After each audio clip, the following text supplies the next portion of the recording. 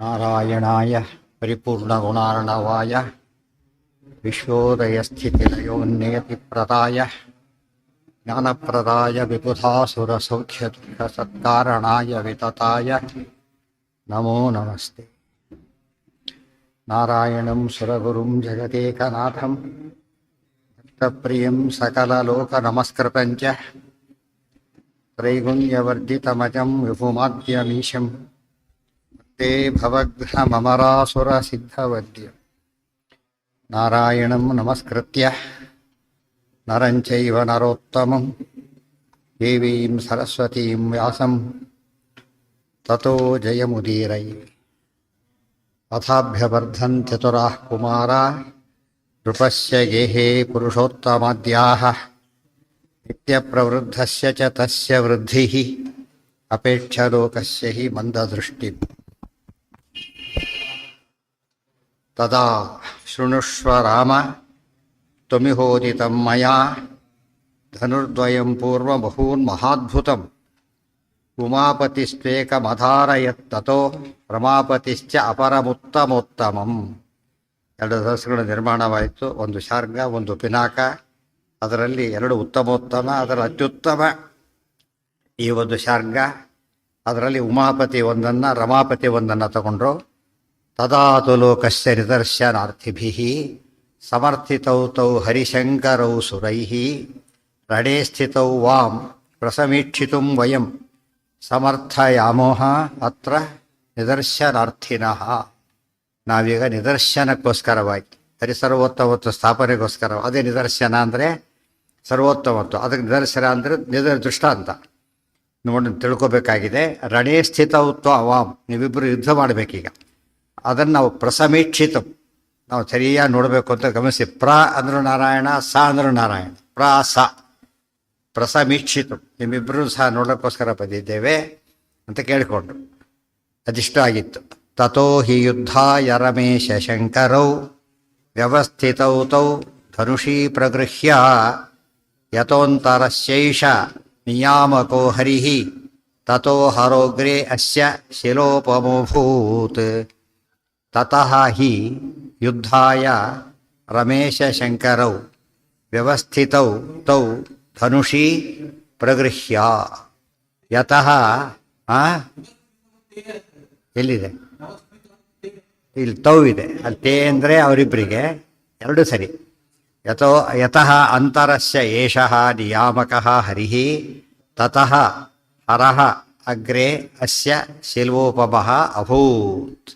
ತತಃ ಆ ಬಳಿಕ ಹಿ ಪ್ರಸಿದ್ಧವಾದ ಸಂಗತಿ, ಯುದ್ಧಾಯ ಯುದ್ಧಕ್ಕೋಸ್ಕರ ರಮೇಶ ಶಂಕರು, ರಮೇಶ ಮತ್ತು ಶಂಕರ ಇಬ್ಬರೂ ಸಹ ತೌ ಅವರಿಬ್ಬರು ಕೂಡ ವ್ಯವಸ್ಥಿತೌ ತೇ ಧನುಷಿ. ತೌ ಅಂದರೆ ಇವರಿಬ್ಬರು, ತೇ ಅಂದರೆ ಧನುಸ್ಸು ಅಷ್ಟೇ, ನಪುಂಸಕರಿಗೆ ಅದು ಪುಲ್ಲಿಂಗ ಅಷ್ಟೇ ವ್ಯತ್ಯಾಸ. ಧನುಸ್ಸಿಗೆ ಅಬ್ಜೆಕ್ಟಿವ್ ಮಾಡಿಕೊಂಡ್ರೆ ತೇ, ಇವರಿಗೆ ಅಬ್ಜೆಕ್ಟಿವ್ ಮಾಡಿಕೊಂಡ್ರೆ ತೌ ಅಷ್ಟೆ. ವ್ಯವಸ್ಥಿತೌ ತೌ ಧನುಷೀ ಪ್ರಗೃಹ್ಯ, ಧನುಹು ಧನುಷಿ ದ್ವಿವಚನ ಎರಡೂ ಧನಸ್ಸುಗಳನ್ನು ತಗೊಂಡು ಬಿಟ್ಟು ಯತಃ ನಡೀತೇದಾಗ ಯತಃ ಯಾವ ಕಾರಣದಿಂದ, ಅಂತಃ ಅಂತಹ ಅಸ್ಯ ಏಷಃ ನಿಯಾಮಕಃ ಅಂತಹ ಒಳಗಿದ್ದು, ಅಂತಃ ಪ್ರವಿಶ್ಯ ಒಳಗಿದ್ದು, ಹರಿಹಿ ನಿಯಾಮಕಃ ಅಸ್ಯ ರುದ್ರದೇವರಿಗೆ, ಹರಿಹಿ ಹರಿಯು, ಅಂತಹ ಒಳಗಿದ್ದು, ನಿಯಾಮಕನಾಗಿರೋದ್ರಿಂದ ತತಃ ಆ ಕಾರಣ, ಯತಃ ತತಃ ಎರಡು ಜೊತೆ ಬರತಕ್ಕಂಥ ಪದಗಳು, ಯತ್ರ ತತ್ರ ಯತಃ ತತಃ ಹಾಗೆ. ಹರಃ ಅಗ್ರೆ ಅಸ್ಯ ಶಿಲೋಪಮೋಭೂತ್. ಹರಃ ಹರಿಯ ಮುಂದೆ ಹರ ನೋಡಿ, ಹರಿ ತತಃ ಹರಃ ಪದ ಹರಿ ಹರ ಎರಡು ಶಬ್ದಗಳಿವೆ. ಇದರಲ್ಲಿ ಹರಿಯ ಮುಂದೆ ಹರ, ಅಗ್ರೆ ಅಗ್ರೆ ಅಂದರೆ ಎದುರಿನಲ್ಲಿ ಮುಂದುಗಡೆಯಲ್ಲಿ, ಶಿಲೋಪಮಃ ಅಭೂತ್. ಅವ್ರು ಯುದ್ಧ ಮಾಡೋದ್ರ ಮುಂದಿನ ಪ್ರಶ್ನೆ ಏನಾಗಲಿಲ್ಲ, ಮೂಮೆಂಟೇ ಬರಲಿಲ್ಲ, ಕಂಬಿತವಾಗಿ ನಿಂತ್ಕೊಂಡ್ಬಿಟ್ರು. ಹಾಗೆ ಸ್ಟ್ಯಾಚ್ಯೂ ಶಿಲೋಪಮಃ ಸ್ಟ್ಯಾಚ್ಯೂ ನಿಂತ್ಕೊಂಡ್ಬಿಟ್ರು. ಯಾತಕ್ಕೆ ಹೀಗಾಯಿತು ಅಂದರೆ, ಅಂತ ಒಳಗಿಂದ ಪರಮಾತ್ಮ ಏನು ಮಾಡಿದ್ದಾನೆ. ಇವತ್ತು ಕಾರುಗಳು ಎಲ್ಲಿಂದ ನಿಲ್ಲಿಸ್ತಾರೆ, ವೆಹಿಕಲ್ಗಳನ್ನ ಒಳಗಡೆಯಿಂದ ಕಂಟ್ರೋಲ್ ಮಾಡ್ತಾರೆ. ಹೊರಗೆ ಒಂದು ಕಲ್ಲಾಗಿ ನಿಲ್ಲಿಸಿದ್ರೆ ಏನಾಗುತ್ತೆ, ಅಡ್ಡ ಇಟ್ಕೊಂಡು ಒಳಗಿಂದ ಕಂಟ್ರೋಲ್ ಮಾಡ್ತಾರೆ. ನಮಗೆ ಒಳಗಿಂದ ಕಂಟ್ರೋಲ್ ಮಾಡೋದಕ್ಕೆ ಒಳ್ಳೆ ದೃಷ್ಟಾಂತ ವೆಹಿಕಲ್ಗಳು, ಗೊತ್ತಾಯ್ತಾ? ಪ್ಲೇನ್ ನೋಡಿ ಹೋಗ್ತಾರೆ, ಒಳಗಿಂದ ಕಂಟ್ರೋಲ್ ಮಾಡ್ತಾರೆ. ಅದ್ರಲ್ಲಿ ಒಳಗಿಂದ ಕಂಟ್ರೋಲ್ ಮಾಡ್ತಾನೆ ಪರಮಾತ್ಮ. ಇದು ವಿಶೇಷ. ಇದು ಸ್ವಾತಂತ್ರ್ಯ ಒಳಗಿಂದ ಕಂಟ್ರೋಲ್ ಮಾಡ್ತಕ್ಕಂಥ ಸಾಮರ್ಥ್ಯ ಯಾರಿಗಿರೋದು? ಇವರಿಗೆ ಒಂದೇ. ಅದನ್ನೇ ಎಕ್ಸ್ಕ್ಲೂಸಿವ್ ಹೇಳೋದಕ್ಕೋಸ್ಕರನೇ ಯೋ ಅಂತಃ ಪ್ರವಿಶ್ಯ ಮಮ ವಾಚಮಿಮಾಂ ಪ್ರಸುಪ್ತ. ಅರ್ಥ ಮಾಡಿಕೊಂಡ್ರೆ ರುದ್ರದೇವರು ಎಷ್ಟು ಕಡಿಮೆ ಆದರು ಅಂತ ಹೇಳಿ ಯುದ್ಧ ನಡೀತು, ಗೆದ್ದರು ಸೋತ್ರ ವಿಚಾರ ಅಲ್ಲ. ಒಂದರಲ್ಲಿ ನನಗೆ ಗೆದ್ದರು, ಇದಾದರು, ಜಸ್ಟ್ ಇದಾದರು, ಅವೆಲ್ಲ ಇಲ್ಲ. ಹೇಳಲಿಕ್ಕೆ ಸಾಧ್ಯ ಇಲ್ಲ. ಯಾಕೆ ಬಿಂಬ ಪ್ರತಿಬಿಂಬ ಭಾವ ಬಂತು. ಒಳಗಿನಿಂದ ಕಂಟ್ರೋಲ್ ಮಾಡೋದನ್ನ ಅರ್ಥ ಏನೋ, ಬಿಂಬ ಪ್ರತಿಬಿಂಬವನ್ನು ಕಂಟ್ರೋಲ್ ಮಾಡಿದ ಹಾಗೆ. ಏನಾಯ್ತು ಅಲ್ಲಿಗೀಗ? ಅದು ಸಾಕ್ಷಾತ್ ಪ್ರತಿಬಿಂಬ ಕೂಡ ಅಲ್ಲ. ಅವರು ನಾರಾಯಣನಿಗೆ ಮುಖ್ಯ ಪ್ರತಿಬಿಂಬ ಯಾರೋ, ಅವರೇ ಪ್ರತಿಬಿಂಬ. ಇವರು ಪುರುಷರಲ್ಲಿ ಇವರು, ಸ್ತ್ರೀಯರಲ್ಲಿ ಅವರು. ಇಷ್ಟು ಇದಿರಬೇಕಾದ್ರೆ ಯುದ್ಧ ಮಾಡೋ ಪ್ರಶ್ನೆ ಬರಲೇ ಇಲ್ಲ. ಇದಿಷ್ಟು ವಾಲ್ಮೀಕಿ ರಾಮಾಯಣದಲ್ಲೂ ಹಾಗೆ ಬರುತ್ತೆ, ಗೊತ್ತಾಯ್ತಾ? ಎಲ್ಲರೂ ವಾಲ್ಮೀಕಿ ರಾಮಾಯಣ ಓದ್ತಾರೆ, ಪಾರಾಯಣನೂ ಮಾಡ್ತಾರೆ. ಅಂದಮೇಲೆ ಇದು ಎಷ್ಟು ಸತ್ಯ. ಹರಿಸರ್ವೋತ್ತಮತ್ವಕ್ಕೆ ನಮಗೆ ಎಲ್ಲರೂ ಒಪ್ಪಿರ್ತಕ್ಕಂಥ ರಾಮಾಯಣ ವಾಲ್ಮೀಕಿ ರಾಮಾಯಣ, ಆಧುನಿಕರೆಲ್ಲ ಕೂಡ ಅದರಲ್ಲೇ ಸ್ಪಷ್ಟ ವಿಚಾರ ಬಂದಿದೆ. ಎಲ್ಲಿದೆ? ಅಭವತ್ ಇದ್ರೆ ಸರಿ, ಅಭೂತ ಎರಡೂ ಕೂಡ ಅಷ್ಟೇ. ಅಭೂತ್ ಅಭವತ್. ಶಶಾಕನ ತಥೋ ಹಿ ಯುದ್ಧಾಯ ರಮೇಶ ಶಂಕರವು. ಇದೆಲ್ಲ ನೋಡೋದು ಸಂಶಯ ಬರೋದು ಚಾನ್ಸಸ್ಸೇ ಇಲ್ಲ. ಸರಿಯಾಗಿ ಓದ್ಕೊಂಡ್ರೆ ಸಂಶಯ ಬರೋದೇ ಇಲ್ಲ. ಸರಿಯಾಗಿ ಓದ್ಕೊಂಡ್ರೆ ಬರೋದಿಲ್ಲ ಅಂತಲೇ ಆಚಾರ್ಯ ಏನು ಮಾಡಿದರು, ಎಲ್ಲ ಹೇಳಿ ಸರಿಯಾಗಿ ತೆಗೆದುಕೊಟ್ಬಿಟ್ಟಿದ್ದಾರೆ. ಪದಾರ್ಥ ಸರಿಯಾಗಿ ಸಿದ್ಧ ಮಾಡಿಕೊಟ್ಟಿದ್ದಾರೆ. ಉಪಯೋಗಿಸ್ಕೊಳ್ಳೋದು ಅದಷ್ಟೇ ಮುಖ್ಯ. ಈಗ ಹೌದು ಹೌದು ಹೌದು, ಹಿಂದೆ ನಡೀತು ಗೊತ್ತಾ ಈ ರೀತಿ ಅಂತೆಲ್ಲ ಹೇಳ್ತಾ ಇದ್ದಾರೆ. ಈಗ ಯಾತಕ್ಕೆ ಎಲ್ಲಿಗೆ ಲಿಂಕ್ ಮಾಡ್ತಾರೆ ನೋಡಿ ಅದನ್ನು. ಇಷ್ಟು ಹೇಳಿ ಯಾಕೆ ಲಿಂಕ್ ಮಾಡ್ತಾರೆ ಅಂದರೆ, ಶಶಾಕನೈವಾಥ ಯದಾಭಿವೀಕ್ಷಿತುಂ ಪ್ರಸ್ಪಂದಿತುಂ ವಾ ಕುತ ಏವ ಯೋದ್ಧುಂ ಶಿವಸ್ತದಾ ದೇವಗಣಾ ಸಮಸ್ತಾಃ ಶಶಂಸುರುಚ್ಚೈಃ ಜಗತೋ ಹರೇರ್ಬಲಂ. ಶಶಾಕ ನ ಏವ ಅಥ ಯದಾ ಅಭಿವೀಕ್ಷಿತುಂ ಪ್ರಸ್ಪಂದಿತುಂ ವಾ ಕುತಃ ಏವ ಯೋದ್ಧುಂ ಶಿವಃ ತದಾ ದೇವಗಣಾಃ ಸಮಸ್ತಾಃ ಶಶಂಸುಃ ಉಚ್ಚೈಃ ಜಗತಃ ಹರೇಃ ಬಲಂ. ನೈವ ಅಥ, ಆ ಬಳಿಕ ಶಶಾಕ ನೈವಾಥ, ರುದ್ರದೇವರು ಯುದ್ಧ ಮಾಡಿ ಗೆಲ್ಲದವ್ರ ಮುಂದಿನ ಪ್ರಶ್ನೆ. ಯದಾ ಅಭಿವೀಕ್ಷಿತು ನ ಶಶಾಕ, ನೋಡ್ಲಿಕ್ಕೂ ಅವ್ರ ಕೈಲಿ ಆಗ್ತಾ ಇಲ್ಲ, ನೋಡ್ಲಿಕ್ಕೂ ಕೂಡ ಅವರಿಗೆ ಸಾಧ್ಯ ಆಗ್ತಾ ಇಲ್ಲ. ಆಮೇಲೆ ಪ್ರಸ್ಪಂದಿತು, ಸ್ಪಂದನ ಮಾಡಲಿಕ್ಕೆ ಅಂದರೆ ರಿಯಾಕ್ಟ್ ಮಾಡಲಿಕ್ಕೂ ಆಗ್ತಾ ಇಲ್ಲ. ಇನ್ನು ಯುದ್ಧ ಮಾಡೋಕ್ಕಾಗತ್ತಾ ಅಂತ ಕೇಳ್ತಾರೆ. ನೋಡಲಿಕ್ಕೆ ಆಗಲಿಲ್ಲ, ಅಲ್ಲಗಾಡ್ಲಿಕ್ಕಾಗಲಿಲ್ಲ, ಯುದ್ಧ ಮಾಡೋದು ದೂರ ಉಳಿತು. ಕುತಯೇವ ಯೋದ್ಧುಂ ಶಿವ, ಯಾರು ಹೀಗಾದರೂ ಶಿವ ನೈವ ಶಶಾಕ. ಯಾಕೆ? ಅಭಿವೀಕ್ಷಿತು ನೈವ ಶಶಾಕ, ಪ್ರಸ್ಪಂದಿತು ನೈವ ಶಶಾಕ, ಕುತಯೇವ ಯೋದ್ಧುಂ. ಯುದ್ಧ ಮಾಡ್ಲಿಕ್ಕಂತೂ ಸಾಧ್ಯ ಇಲ್ವೇ ಅಂತ ಹೇಳಬೇಕಾ ಬೇರೆ? ಆ ಎಲ್ಲ ದೇವತೆಗಳು ನೋಡಿದರೆ ಇಷ್ಟು ಕೂಡ ಎಲ್ಲ ದೇವತೆಗಳು ಮುಂದೆ ನಡೀತಿದ್ದು. ಮುಂದೆ ಯಾತಕ್ಕೆ ನಡೀತು? ನಿದರ್ಶನ ಬೇಕಾಗಿತ್ತು ಅವರಿಗೆ, ಎಕ್ಸಾಂಪಲ್ ಬೇಕಾಗಿತ್ತು. ಗುಟ್ಟ ಮಾಡಿದ ಎಕ್ಸಾಂಪಲ್ ಹೇಗಾಗತ್ತೋ ಹೇಗಾಗಬೇಕಾದೀಗ ಸ್ಪಷ್ಟ ಕಾಣ್ತಾ ಇದೆ, ಎಲ್ಲರೂ ನೋಡ್ತಾ ಇದ್ದ. ಆಗ ದೇವಗಣಾಹ, ದೇವತೆಗಳು ಒಬ್ಬರೇ ಅಲ್ಲ, ದೇವಗಣಾಹ ಎಲ್ಲ ದೇವತೆಗಳ ಗುಂಪು ಕೂಡ ಸಮಸ್ತಾಹ, ಮತ್ತೆ ಎಲ್ಲರೂ ಸೇರ್ಕೊಂಡಿದ್ದಾರೆ, ಗುಂಪು ಗುಂಪಾಗಿ ಸೇರ್ಕೊಂಡಿದ್ದಾರೆ. ಮತ್ತೆ ಎಲ್ಲರೂ ಗುಂಪು ಗುಂಪಾಗಿ ಸೇರಿಕೊಂಡು ಒಟ್ಟಾಗಿ ಡಿಕ್ಲೇರ್ ಮಾಡಿದರು. ಏನಂತ? ಶಶಂಸುಹು, ಜೋರೇ ಸ್ತೋತ್ರ ಮಾಡಿದರು ದೇವರನ್ನು. ಉಚ್ಚೈ, ಗಟ್ಟಿಯಾಗಿ. ಮತ್ತೆ ಶಶಂಸು ಅಂದರೆ ಸಾಕು ಒಂದು, ದೇವಗಣ ಸಾಕು ಒಂದು, ಸಮಸ್ತಃ ಮತ್ತೊಂದು. ಅಂದರೆ ಯಾರು ಸಿಂಗಲ್ ಬೆಂಚ್ ಬಂತು 5-6ದಲ್ಲಿ 3 ಜನ 2 ಗಾಡಿ ಹಾಗೆಲ್ಲ ಇಲ್ಲ. ಏನಾಯ್ತು ಇಲ್ಲಿಗೆ? ಎಲ್ಲರೂ ಏಕಕಂಠದಿಂದ ಘೋಷಣೆ ಮಾಡ್ತಾ ಇದ್ದಾರೆ. ಒತ್ತು ಕೊಡೋದು ನೋಡಿ, ದೇವಗಣ ಸಮಸ್ತಾಹ ಉಚ್ಚೈಹಿ ಶಶ, ಮತ್ತು ಗಟ್ಟಿಯಾಗಿ ಕೂಗಿ ಹೇಳಿದ್ರು. ಮತ್ತೆ ಶಶಂಸ್ ಎಲ್ಲ ಸೈನ್ ಮಾಡಿ ಇಟ್ಟೋಗಿದ್ದು ಓದಿದ್ದಲ್ಲ ಇನ್ನೊಬ್ಬರು, ಅವರೇ ಏನು ಮಾಡಿದರು? ಎಲ್ಲ ಘೋಷಣೆ ಮಾಡ್ತಾ ಇದ್ದಾರೆ. ಏನಂತ? ಜಗತಃ, ಯಾರಿಗೆ ಕೇಳಬೇಕಿದು? ಜಗತಃ, ಜಗತ್ತಿಗೆಲ್ಲ ಗೊತ್ತಾಗಬೇಕು. ಏನು ಗೊತ್ತಾಗಬೇಕು? ಹರೇರ್ ಬಲಂ, ಹರೇಹೇ ಬಲಂ, ಹರೇಹೇ ಬಲಂ ಜಗತಃ ಶಶಂಸು.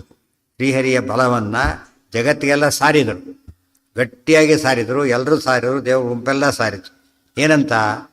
ಹರಿಯೇ ಸರ್ವೋತ್ತ, ಹರೇರ್ ಬಲಂ ಶಶಂಸು. ಹರಿಯ ಬಲ ಎಷ್ಟು ಅಂತ ನೋಡಿದಿರಾ ಅಂತ ಕೇಳುತ್ತಾ.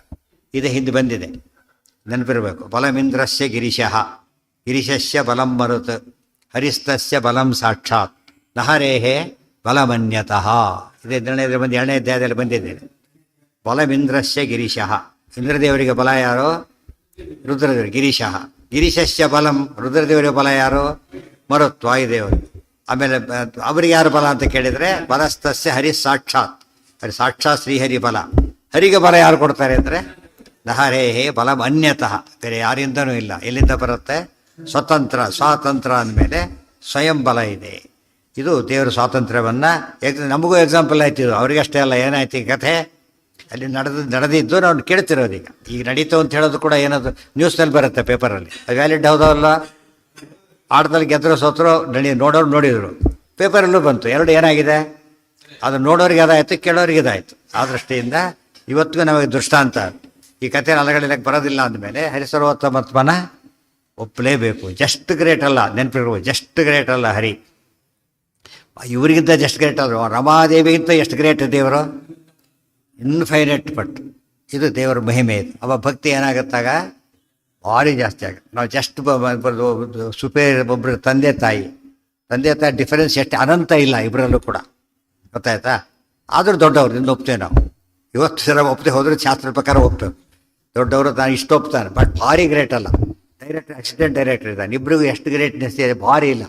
ಒಂದೆರಡು ಇನ್ಕ್ರಿಮೆಂಟ್ ಇರ್ಬೋದು ಅಷ್ಟೇ, ಪವರ್ ಸ್ವಲ್ಪ ಜಾಸ್ತಿ ಇರುತ್ತೆ. ಇನ್ಫೈನೈಟ್ ಪವರ್ಸ್ ಏನಲ್ಲ, ದೇವರದಂಥದ್ದು ಇನ್ಫೈನೈಟ್. ಅದಕ್ಕೆ ದೇವರು ವಿಷ್ಣುರ ಅತ್ಯುತ್ತಮತ್ವಾತ್ ಸಕಲ ಗುಣಗಣೈಹಿ ತತ್ರ ಭಕ್ತಿಂ ಗರಿಷ್ಠಾ. ದೇವರಲ್ಲಿ ಎಷ್ಟು ಭಕ್ತಿ ಮಾಡಬೇಕು ಅಂದರೆ ಮ್ಯಾಕ್ಸಿಮಮ್ ಮಾಡಬೇಕು. ಇವತ್ತು ನಾವೆಲ್ಲ ಹಾಗೆ ಆಗ್ತಾ ಇಲ್ಲ. ಆ್ಯಕ್ಚುಲಿ ಅಂತರ್ಗತ ಹೇಳೋ ಅಭ್ಯಾಸ ಆಗಿಬಿಟ್ಟಿದೆ ಅಷ್ಟೇ ನಮಗೆ.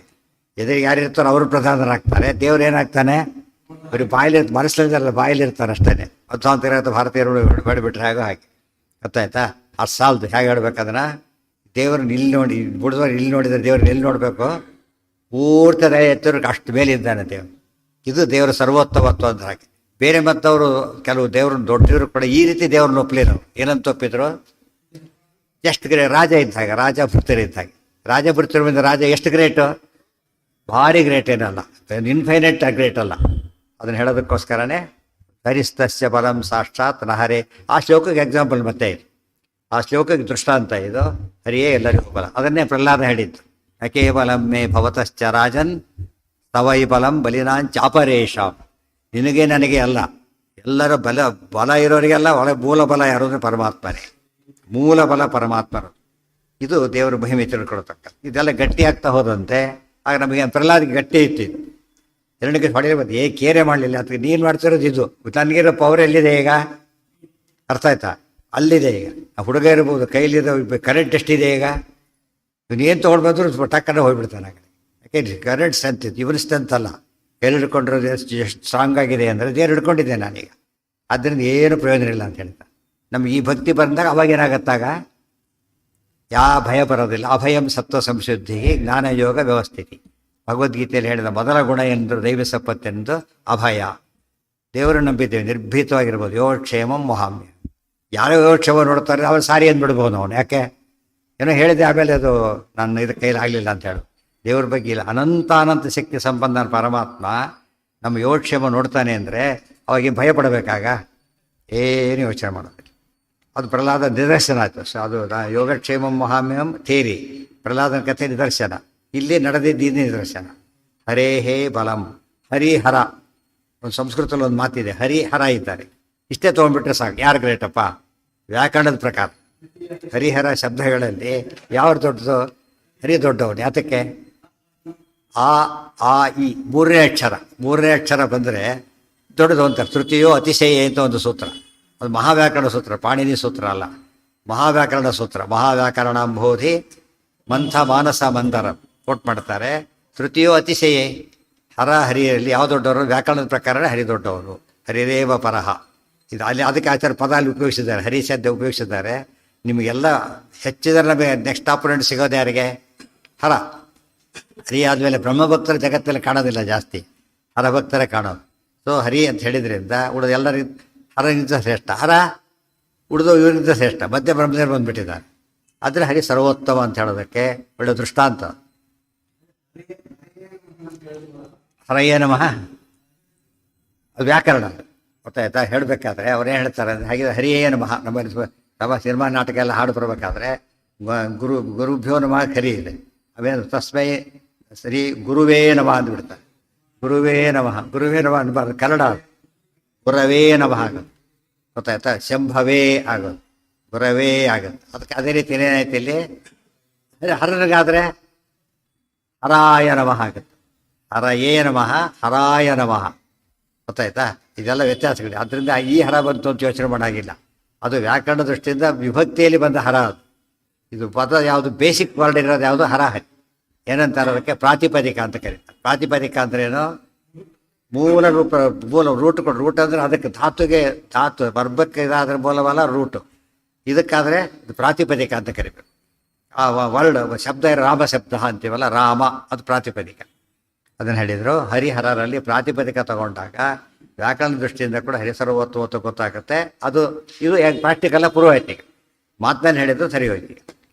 ಯದೀರಣೇನೈವ ವಿನೈಷ ಸಂಕರ ವಿನೈಷ ಸಂಕರ ಶಶಾಕನ ಪ್ರಶಿಶುಂ ಚ ಕೇವಲಂ ಕಿಮತ್ರ ವಕ್ತವ್ಯಮತೋ ಹರೇರ್ಬಲಂ ಹರಾತ್ಪರಂ ಸರ್ವತ ಏವ ಚೇತಿ. ಏನು ಡಿಕ್ಲೈನ್ ಮಾಡ್ತಿದ್ದಾರೆ ಡೀಟೇಲ್ ಆಗಿ. ಯದೀರಣೇನೈವ, ಯದೀರಣೇನ ಏವ ವಿನಾ ಏಷಃ ಶಂಕರಃ ಶಶಾಕ ನ ಪ್ರಶ್ವಸಿತುಂ ಚ ಕೇವಲಂ ಕಿಂ ಅತ್ರ ವಕ್ತವ್ಯಂ ಅತಃ ಹರೇಃ ಬಲಂ ಹರಾತ್ ಪರಂ ಸರ್ವತಃ ಏವ ಚ ಇತಿ. ಯತ್ ಯಾರ ಈರಣೇನೈವ. ನಮಗೆ ಈರಣ ಸ್ವಲ್ಪ ಕಷ್ಟ ಅರ್ಥ ಆಗೋದು. ಪ್ರಾ ಸೇರಿಸ್ಬಿಟ್ರೆ ಪ್ರೇರಣ ಆಗುತ್ತೆ.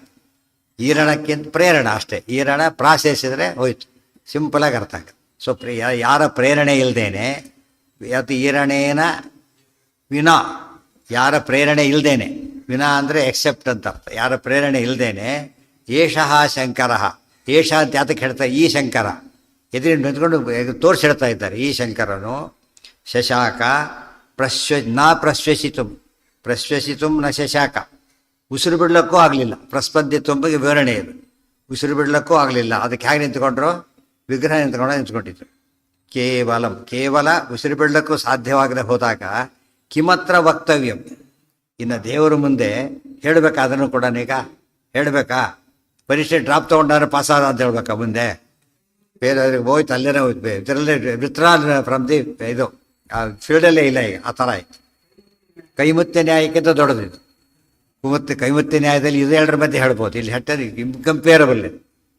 ಆ ದೃಷ್ಟಿಯಲ್ಲಿ ಕೈಮುತ್ತೆ ಆದರೂ ಕೂಡ ಇನ್ನೂ ಸ್ಪಷ್ಟ ಹೇಳ್ತಕ್ಕಂಥವ. ಕುತಏವ ಪರಾತ್ಪರಂ ಸರ್ವತ ಕಿಮತ್ರ ವಕ್ತವ್ಯ ಮತೋ ಮತ್ತೆ ಹರೇರ್ಬಲಂ. ಅಲ್ಲಿ ಹರೇರ್ಬಲಂ ಹೇಳಿದ್ರು. ಹರೇರ್ಬಲಂ ಹರಾತ್ಪರಂ ಸರ್ವತ ಏವ ಚೇತಿ. ಸೊ ಹರಿಯ ಬಲ ಹರಣಗಿಂತ ದೊಡ್ಡದು. ಎಷ್ಟು ದೊಡ್ಡದು? ಪರಂ, ಶ್ರೇಷ್ಠ. ಹರೇರ್ಬಲಂ ಪರಂ, ಹರಿರೇವ ಪರಹ. ಪರ ಅಂದರೆ ಪೂರ್ಣ ಅಂತರ್ಥ, ಶ್ರೇಷ್ಠ ಅಂತರ್ಥ, ಉತ್ಕೃಷ್ಟ ಅಂತರ್ಥ. ಮತ್ತು ಎಷ್ಟು, ಯಾವ ದೃಷ್ಟಿಯಿಂದ? ಸರ್ವತಃ ಏವ, ವೆರಿ ಇಂಪಾರ್ಟೆಂಟ್. ಸರ್ವತಃ ಏವ, ಎಲ್ಲ ದೃಷ್ಟಿಯಿಂದ, ಯಾವ ದೃಷ್ಟಿಯಿಂದ ನೋಡಿದ್ರು ಕೂಡ ಏನದು? ನಂಬರ್ 1 ಒಬ್ಬ ಹೈಯರ್ ಆಫೀಸರ್ ಇದ್ದಾನೆ, ಅವನು ಗ್ರೇಟ್, ಇವ್ರ ಪವರ್ ಗ್ರೇಟ್ ಇದೆ ಪಾಪ. ಇವನು ಕ್ಲರ್ಕ್ ಇದ್ದು ಇಷ್ಟ ಹತ್ರ ಇದ್ದಾನೆ ಕ್ಲರ್ಕ್, ಇವನು ಇಷ್ಟೇ ಇದ್ದಾನೆ ಪಾಪ. ಎಲ್ಲ ಎತ್ತರದಲ್ಲಿ ಗ್ರೇಟ್ ಅಲ್ಲ ಅವನು, ಎತ್ತರದಲ್ಲಿ ಗ್ರೇಟ್ ಅಲ್ಲ, ಸ್ಟ್ರೆಂತಲ್ಲಿ ಗ್ರೇಟ್ ಅಲ್ಲ. ಯಾವುದ್ರಲ್ಲಿ ಗ್ರೇಟು? ಅಧಿಕಾರದಲ್ಲಿ ಮಾತ್ರ ಗ್ರೇಟ್. ಆದರೆ ನಮ್ಮ ತಾರತಮ್ಯ ಹೇಗೆ ಗೊತ್ತಿದೆ? ತುಂಬ ಜನ ತಾರತಮ್ಯ ಸರಿ ತಿಳ್ಕೊಂಡಿರೋದಿಲ್ಲ.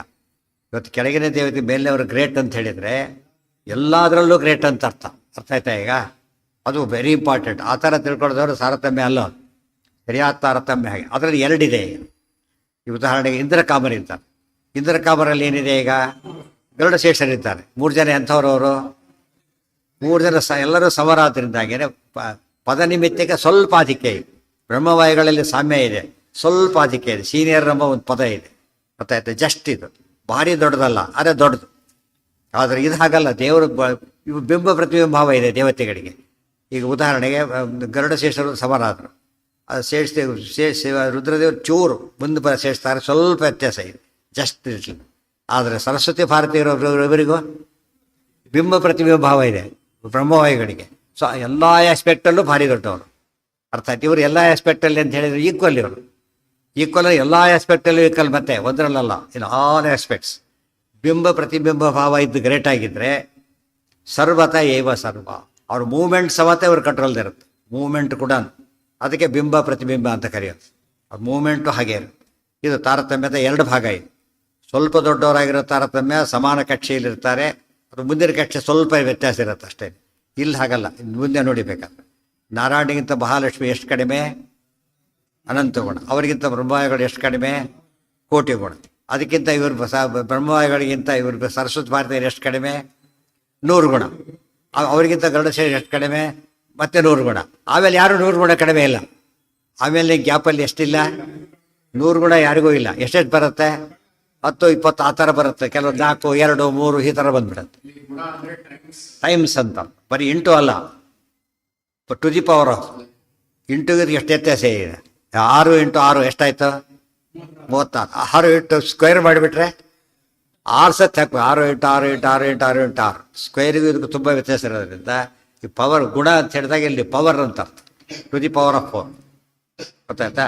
Into 4 to the power of 4 ಹೇಗೋ ಆ ರೀತಿ ಇದ್ದಾರೆ. ಈ ವ್ಯತ್ಯಾಸ ಗೊತ್ತಾಗ್ಬಿಟ್ರೆ ಎಷ್ಟು ದೊಡ್ಡ ಹೊಡ್ತೀವಿ. ತಾರತಮ್ಯದ ಕ್ಲಾರಿಫಿಕೇಶನ್ ಇವೆಲ್ಲ ಕೂಡ ನಮ್ಮ ತಲೆ ಜಸ್ಟ್ ಗ್ರೇಟ್ ಅಂತ ಕೂತಿರುತ್ತೆ ಅಷ್ಟೇ. ಎಷ್ಟು ಯಾವುದಕ್ಕೆ ಅಲ್ಲ, 6 ಸ್ಕ್ವೈರ್ಸ್ ಅಂದರೆ ಎಷ್ಟು? 6 × 6 6 ಟು ದಿ ಪವರ್ ಆಫ್ 6 ಅಂದರೆ ಎಷ್ಟು? ಹಾಗಾಯ್ತು. 6 ಟು ದಿ ಪವರ್ ಆಫ್ 6 ಬೇರೆ, 6 ಟು ದಿ ಪವರ್ ಆಫ್ 2 ಬೇರೆ, 6 ಟು ದಿ ಪವರ್ ಆಫ್ 10 ಬೇರೆ, ಟು ದಿ ಪವರ್ ಆಫ್ 100 ಅಷ್ಟು ಗ್ರೇಟ್ ಇದ್ದವರು. ಆದ್ದರಿಂದ ಭವತಿ ಯದನುಭಾವ ದೇಣ ಮೂಕೋಪಿ ವಾಗ್ಮಿ ಅಷ್ಟು ಮೇಲೆ ಅದು. ಸೊ ಬ್ರಹ್ಮದೇವರಿಗೂ ವಾಯುದೇವರಿಗೆ ಎಷ್ಟಾಯ್ತು ಈಗ? 200 ಅಂತ ಹೇಳಬಾರ್ದು. ಯಾಕಾಗತ್ತೆ ಈಗ? ಇಲ್ಲಿ 100 ಮತ್ತು ಅವರಿಂದ 100 ಹೋಗುತ್ತೆ ಮತ್ತೆ. ಅರ್ಥ ಆಯ್ತಾ? ಈಗ ಟು ದಿ ಪವರ್ ಆಫ್ ಆಗಿದಾಗ ಅವರವರಿಗೆ ವ್ಯತ್ಯಾಸ ಭಾರಿ ಜಾಸ್ತಿ ಆಯಿತು. 100 ಅಷ್ಟು ಜಾಸ್ತಿ ಆಯಿತು. ಆದ್ದರಿಂದಲೇ ವಾಯುದೇವರು ಎಲ್ಲರೊಳಗೆ ಅಷ್ಟು ಎಫರ್ಟ್ ಅನ್ಸೆ ಕೆಲಸ ಮಾಡ್ತಾರೆ. ಅಷ್ಟು ಗ್ರೇಟ್ ಆಗಿರೋದಕ್ಕೆ ಅಷ್ಟೇ. ಜಟ್ಟಿ ಇದ್ದಾರೆ, ಅವನೇನು 1000 kg ಏನಿಲ್ಲ. ಒಬ್ಬ ಹುಡುಗ ಇದ್ದಾರೆ, ಒಂದು 8-10 ವರ್ಷ ಹುಡುಗ ಇದ್ದಾನೆ, ಅವನೊಂದು 20-30 kg ಇರ್ಬೋದು ಅಷ್ಟೇ. 100 kg ವ್ಯತ್ಯಾಸ ಇಲ್ಲ ಅವರಿಬ್ಬರು ಮತ್ತೆ. ಆದರೆ ಎಷ್ಟು ಡಿಫ್ರೆನ್ಸ್ ಕಾಣುತ್ತೆ ನಮಗೆ. ಇವ್ನು ಮಾಡೋ ಸರಕದ ಮೇಲೆ ಕೆತ್ಬಿಡ್ತಾರೆ, ಹುಡುಗ ಮಾಡೋ ಸರಕದ ಮೇಲೆ ಕೆತ್ತಾನೆ. ಇಷ್ಟಕ್ಕೇನೆ. ಇನ್ನು ಅಷ್ಟು ದೊಡ್ಡವರಿದ್ದಾಗ ಎಷ್ಟು ದೊಡ್ಡವ್ರು ಇರ್ತಾರೆ ಅವರು. ಈ ಕಾನ್ಸೆಪ್ಟ್ ಇದ್ದರೆ ತಾರತಮ್ಯ ಕ್ಲಿಯರ್ ಆಗುತ್ತೆ. ಇಂಥವ್ರು ಸಮ ಅಂತ ಕರೆಯೋದು ತಪ್ಪಾಗೋದಿಲ್ಲ. ಆಗ ಇಂಥವ್ರು ಸಮ ಅಂತ ಕರೀಲಿಕ್ಕಾಗತ್ತಾ? ಇಲ್ಲ. ಎಂದು ಒಂದು ಅಂತ ಕರೆದ ಕತೆ ಮುಗಿದೋಯ್ತು. ಇಬ್ಬರು ಕೂಡ ಒಂದೇ ಅಂತ ಕರೆದು ಬಿಟ್ಟು ಎಷ್ಟು ತಪ್ಪಾಗತ್ತೆ? ಸೊ ದೇವರು ಜೀವರು ಒಂದು ಅಲ್ಲ, ಜೀವರೇ ಏನಾಗಿಲ್ಲ, ಒಂದಾಗ್ಲಿಕ್ಕೆ ಸಾಧ್ಯ ಇಲ್ಲ. ಡಾಕ್ಟ್ರೇ ಇಂಜಿನಿಯರ್ ಅಲ್ಲ, ಇಂಜಿನಿಯರ್ ಡಾಕ್ಟರ್ ಅಲ್ಲ. ಅದು ಎಲ್ಲರೂ ಎಲ್ಲ ಆಗಿಬಿಟ್ರೆ ಗತಿ ಏನಾಗುತ್ತೆ? ವ್ಯವಹಾರ ಕೆಟ್ಟ ಹಾಳಾಗಿ ಹೋಗ್ಬಿಡುತ್ತೆ. ಇನ್ನು ಒಪ್ಲಕ್ಕೆ ಸಾಧ್ಯನೇ ಇಲ್ಲ. ಇವತ್ತು ಡೈರೆಕ್ಟ್ ಹೇಳಿದ ನನಗೆ ಆ ವಿಷಯ ಗೊತ್ತಿಲ್ಲ ಅಂತಲೇ ಹೇಳ್ತಾರೋ. ಡಾಕ್ಟ್ರ್ ಹೋಗಿ ಇಂಜಿನಿಯರ್ ಬಗ್ಗೆ ಕೇಳಿದರೆ ನಕ್ಬಿಡ್ತಾರೆ ಫಸ್ಟ್. ಏನಂತ? ನಾನು ಕೇಳಕ್ಕೆ ಬಂದಿದ್ದೆ ತಪ್ಪು ಫಸ್ಟ್. ನೀವು ಏನಂತ? ನಾನು ಬೋರ್ಡೇ ನೋಡಿಲ್ಲ ಸರಿ, ನೀವು ರಾಂಗ್ ಪ್ಲೇಸಿಗೆ ಬಂದಿದ್ದೀರಿ ನೀವು. ಅಲ್ಲೇ ಅಲ್ಲ, ಎಷ್ಟೋ ಸರ್ತಿ ನೀವು ಐ ಸ್ಪೆಷಲಿಸ್ಟ್ ಹತ್ರ ಹೋಗಿ ನೀವು ಹಾರ್ಟ್ ಸ್ಪೆಷಲಿಸ್ಟ್ ಅಂತ ತಿಳ್ಕೊಂಡು ಏನಂತಾರೆ ಅವರು. ಇಬ್ಬರು ಡಾಕ್ಟರ್ ಆದರೂ ಕೂಡ ಇಬ್ಬರು ಡಾಕ್ಟ್ರೇ, ಬೇರೆ ಡಾಕ್ಟರ್ ಅಂತ ಹೇಳ್ತಾರೆ. ಇನ್ನು ಇಂಜಿನಿಯರ್ ಹತ್ರ ಈಗ ತೋರ್ಸೋಕೋರೆ ಗತಿ ಮುಗಿದೋಗುತ್ತೆ. ಅದು ಡಿಫರೆನ್ಸ್ ಜಾಸ್ತಿ ಆಗ್ತಾ ಹೋಗುತ್ತೆ ಅವರಲ್ಲೇ. ತಿಳಿತಾ? ಈ ಥರ ಭೇದ ತಿಳ್ಕೊಂಡ ಅದು ಭೇದನೂ ಕರೆಕ್ಟಾಗಿ ತಿಳ್ಕೊಬೇಕು. ಗೊತ್ತಾಯ್ತಾ? ತಾರತಮ್ಯ ಸರಿಯಾಗಿ ತಿಳ್ಕೊಬೇಕು. ಇವತ್ತೆಲ್ಲ ತಿಳ್ಕೊಂಡೋದ್ರಲ್ಲಿ ಬರೀ ವೇಗ ತಿಳ್ಕೊಂಡಿರ್ತಾರೆ ಅಷ್ಟೇ. ಆದ್ದರಿಂದನೇ ಭಕ್ತಿ ಜಾಸ್ತಿ ಬರೋದಿಲ್ಲ ಅವ್ರಿಗೆ. ಗೊತ್ತಾಯ್ತಾ? ಸಾಮಾನ್ಯ ಭಕ್ತಿ ಬರೋದು. ನಿಜವಾದ ಭಕ್ತಿ ವ್ಯತ್ಯಾಸ ಗೊತ್ತಾಗ್ಬಿಟ್ರೆ ಆಗ ಎಷ್ಟು ಡಿಫ್ರೆನ್ಸ್ ಇದೆ ಗೊತ್ತಾಗುತ್ತೆ.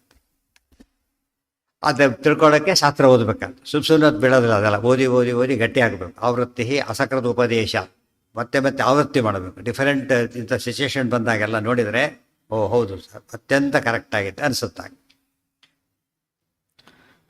ಶಶಾಕನೈವಾಥ ಯದೀರಣೇನೈವ ವಿನೈಷ ಶಂಕರ ಶಶಾಕನ ಪ್ರಶ್ವಸಿತುಂ ಚ ಕೇವಲಂ ಕಿಮತ್ರ ವಕ್ತವ್ಯಂ ಅಥೋ ಹರೇರ್ಬಲಂ ಹರಾತ್ ಪರಂ ಸರ್ವತ ಏವ ಕಿಷ್ಟಡಿತ್.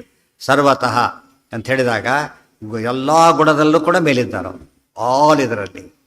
ತತಃ ಪ್ರಣಮ್ಯಾಶು ಜನಾರ್ದನಂ ಹರಃ ಪ್ರಸನ್ನ ದೃಷ್ಟ್ಯಾ ಹರಿಣಾಭಿವೀಕ್ಷಿತಃ ಜಗಾಮ ಕೈಲಾಸ ಮಮುಷ್ಯ ತದ್ಧನು ತ್ವಯಾ ಪ್ರಭಗ್ನಂ ಕಿಲ ಲೋಕಸನ್ನಿಧೌ. ತತಃ ಪ್ರಣಮ್ಯ ಆಶು ಜನಾರ್ದನಂ ಹರಃ ಪ್ರಸನ್ನದೃಷ್ಟ್ಯಾ ಹರಿಣಾ ಅಭಿವೀಕ್ಷಿತಃ ಜಗಾಮ ಕೈಲಾಸಂ ಅಮುಷ್ಯ ತತ್ ಧನುಃ ತ್ವಯಾ ಪ್ರಭಗ್ನಂ ಕಿಲ ಲೋಕಸನ್ನಿಧೌ. ತತಃ ಪ್ರಣಮ್ಯ ಆಶು ಜನಾರ್ದನಂ ಹರಃ. ಆಗ ಕೂಡಲೇ ಇಷ್ಟೊತ್ತು ಅಲ್ಲಿ ಮುಗಿತೀವಿ, ರಿಸಲ್ಟ್ ಗೊತ್ತಾಗ ಅನೌನ್ಸ್ ಮಾಡಿ ಆಯ್ತೀವಿ. ಡಿಕ್ಲೇರ್ ಆದ್ಮೇಲೆ ಹೊರಗೆ ಬರ್ಬೋದು, ಯೋಚನೆ ಇಲ್ಲ. ಡಿಕ್ಲೇರ್ ಆಯಿತು, ಮುಗಿದೋಯ್ತು, ಯುದ್ಧ ಪ್ರಸಂಗ ಮುಗಿತು, ಅವರು ನಾರ್ಮಲ್ ಆದರು.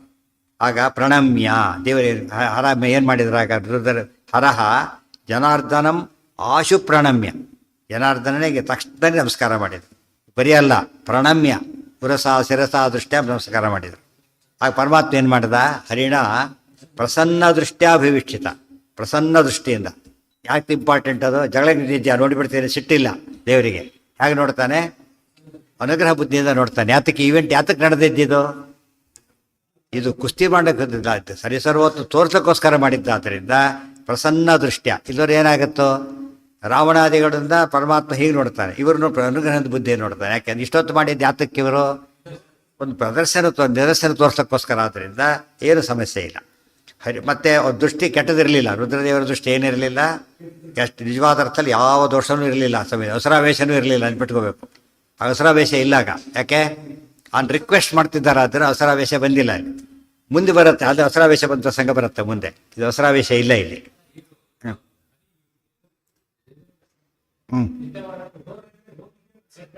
ಯಾವುದಕ್ಕೆ? ಹೆಲ್ಪ್ ಏನ? ಹಾಂ, ಹೋಗಿದ್ದಕ್ಕೆ ಯಾರಿಗೆ? ಅಲ್ಲ, ಸೆಟ್ ಬ್ಯಾಕ್ ಅವ್ನು ಆರ್ಡರ್ ಹೋದರೆ. ಇವತ್ತು ಆಚಾರ್ಯ ಶಿಷ್ಯರೆಲ್ಲ ಮಾತಾಡ್ಕೊತಿದ್ರು, ಆಚಾರ್ಯ ನೋಡಿದರು. ಅದು 2ನೇ ಬದರಿ ಯಾತ್ರೆ ಅದು. ಆಚಾರ್ಯ ಎಲ್ಲ ಅರೌಂಡ್ 60 ಇದ್ರು ಆಗಲೇ.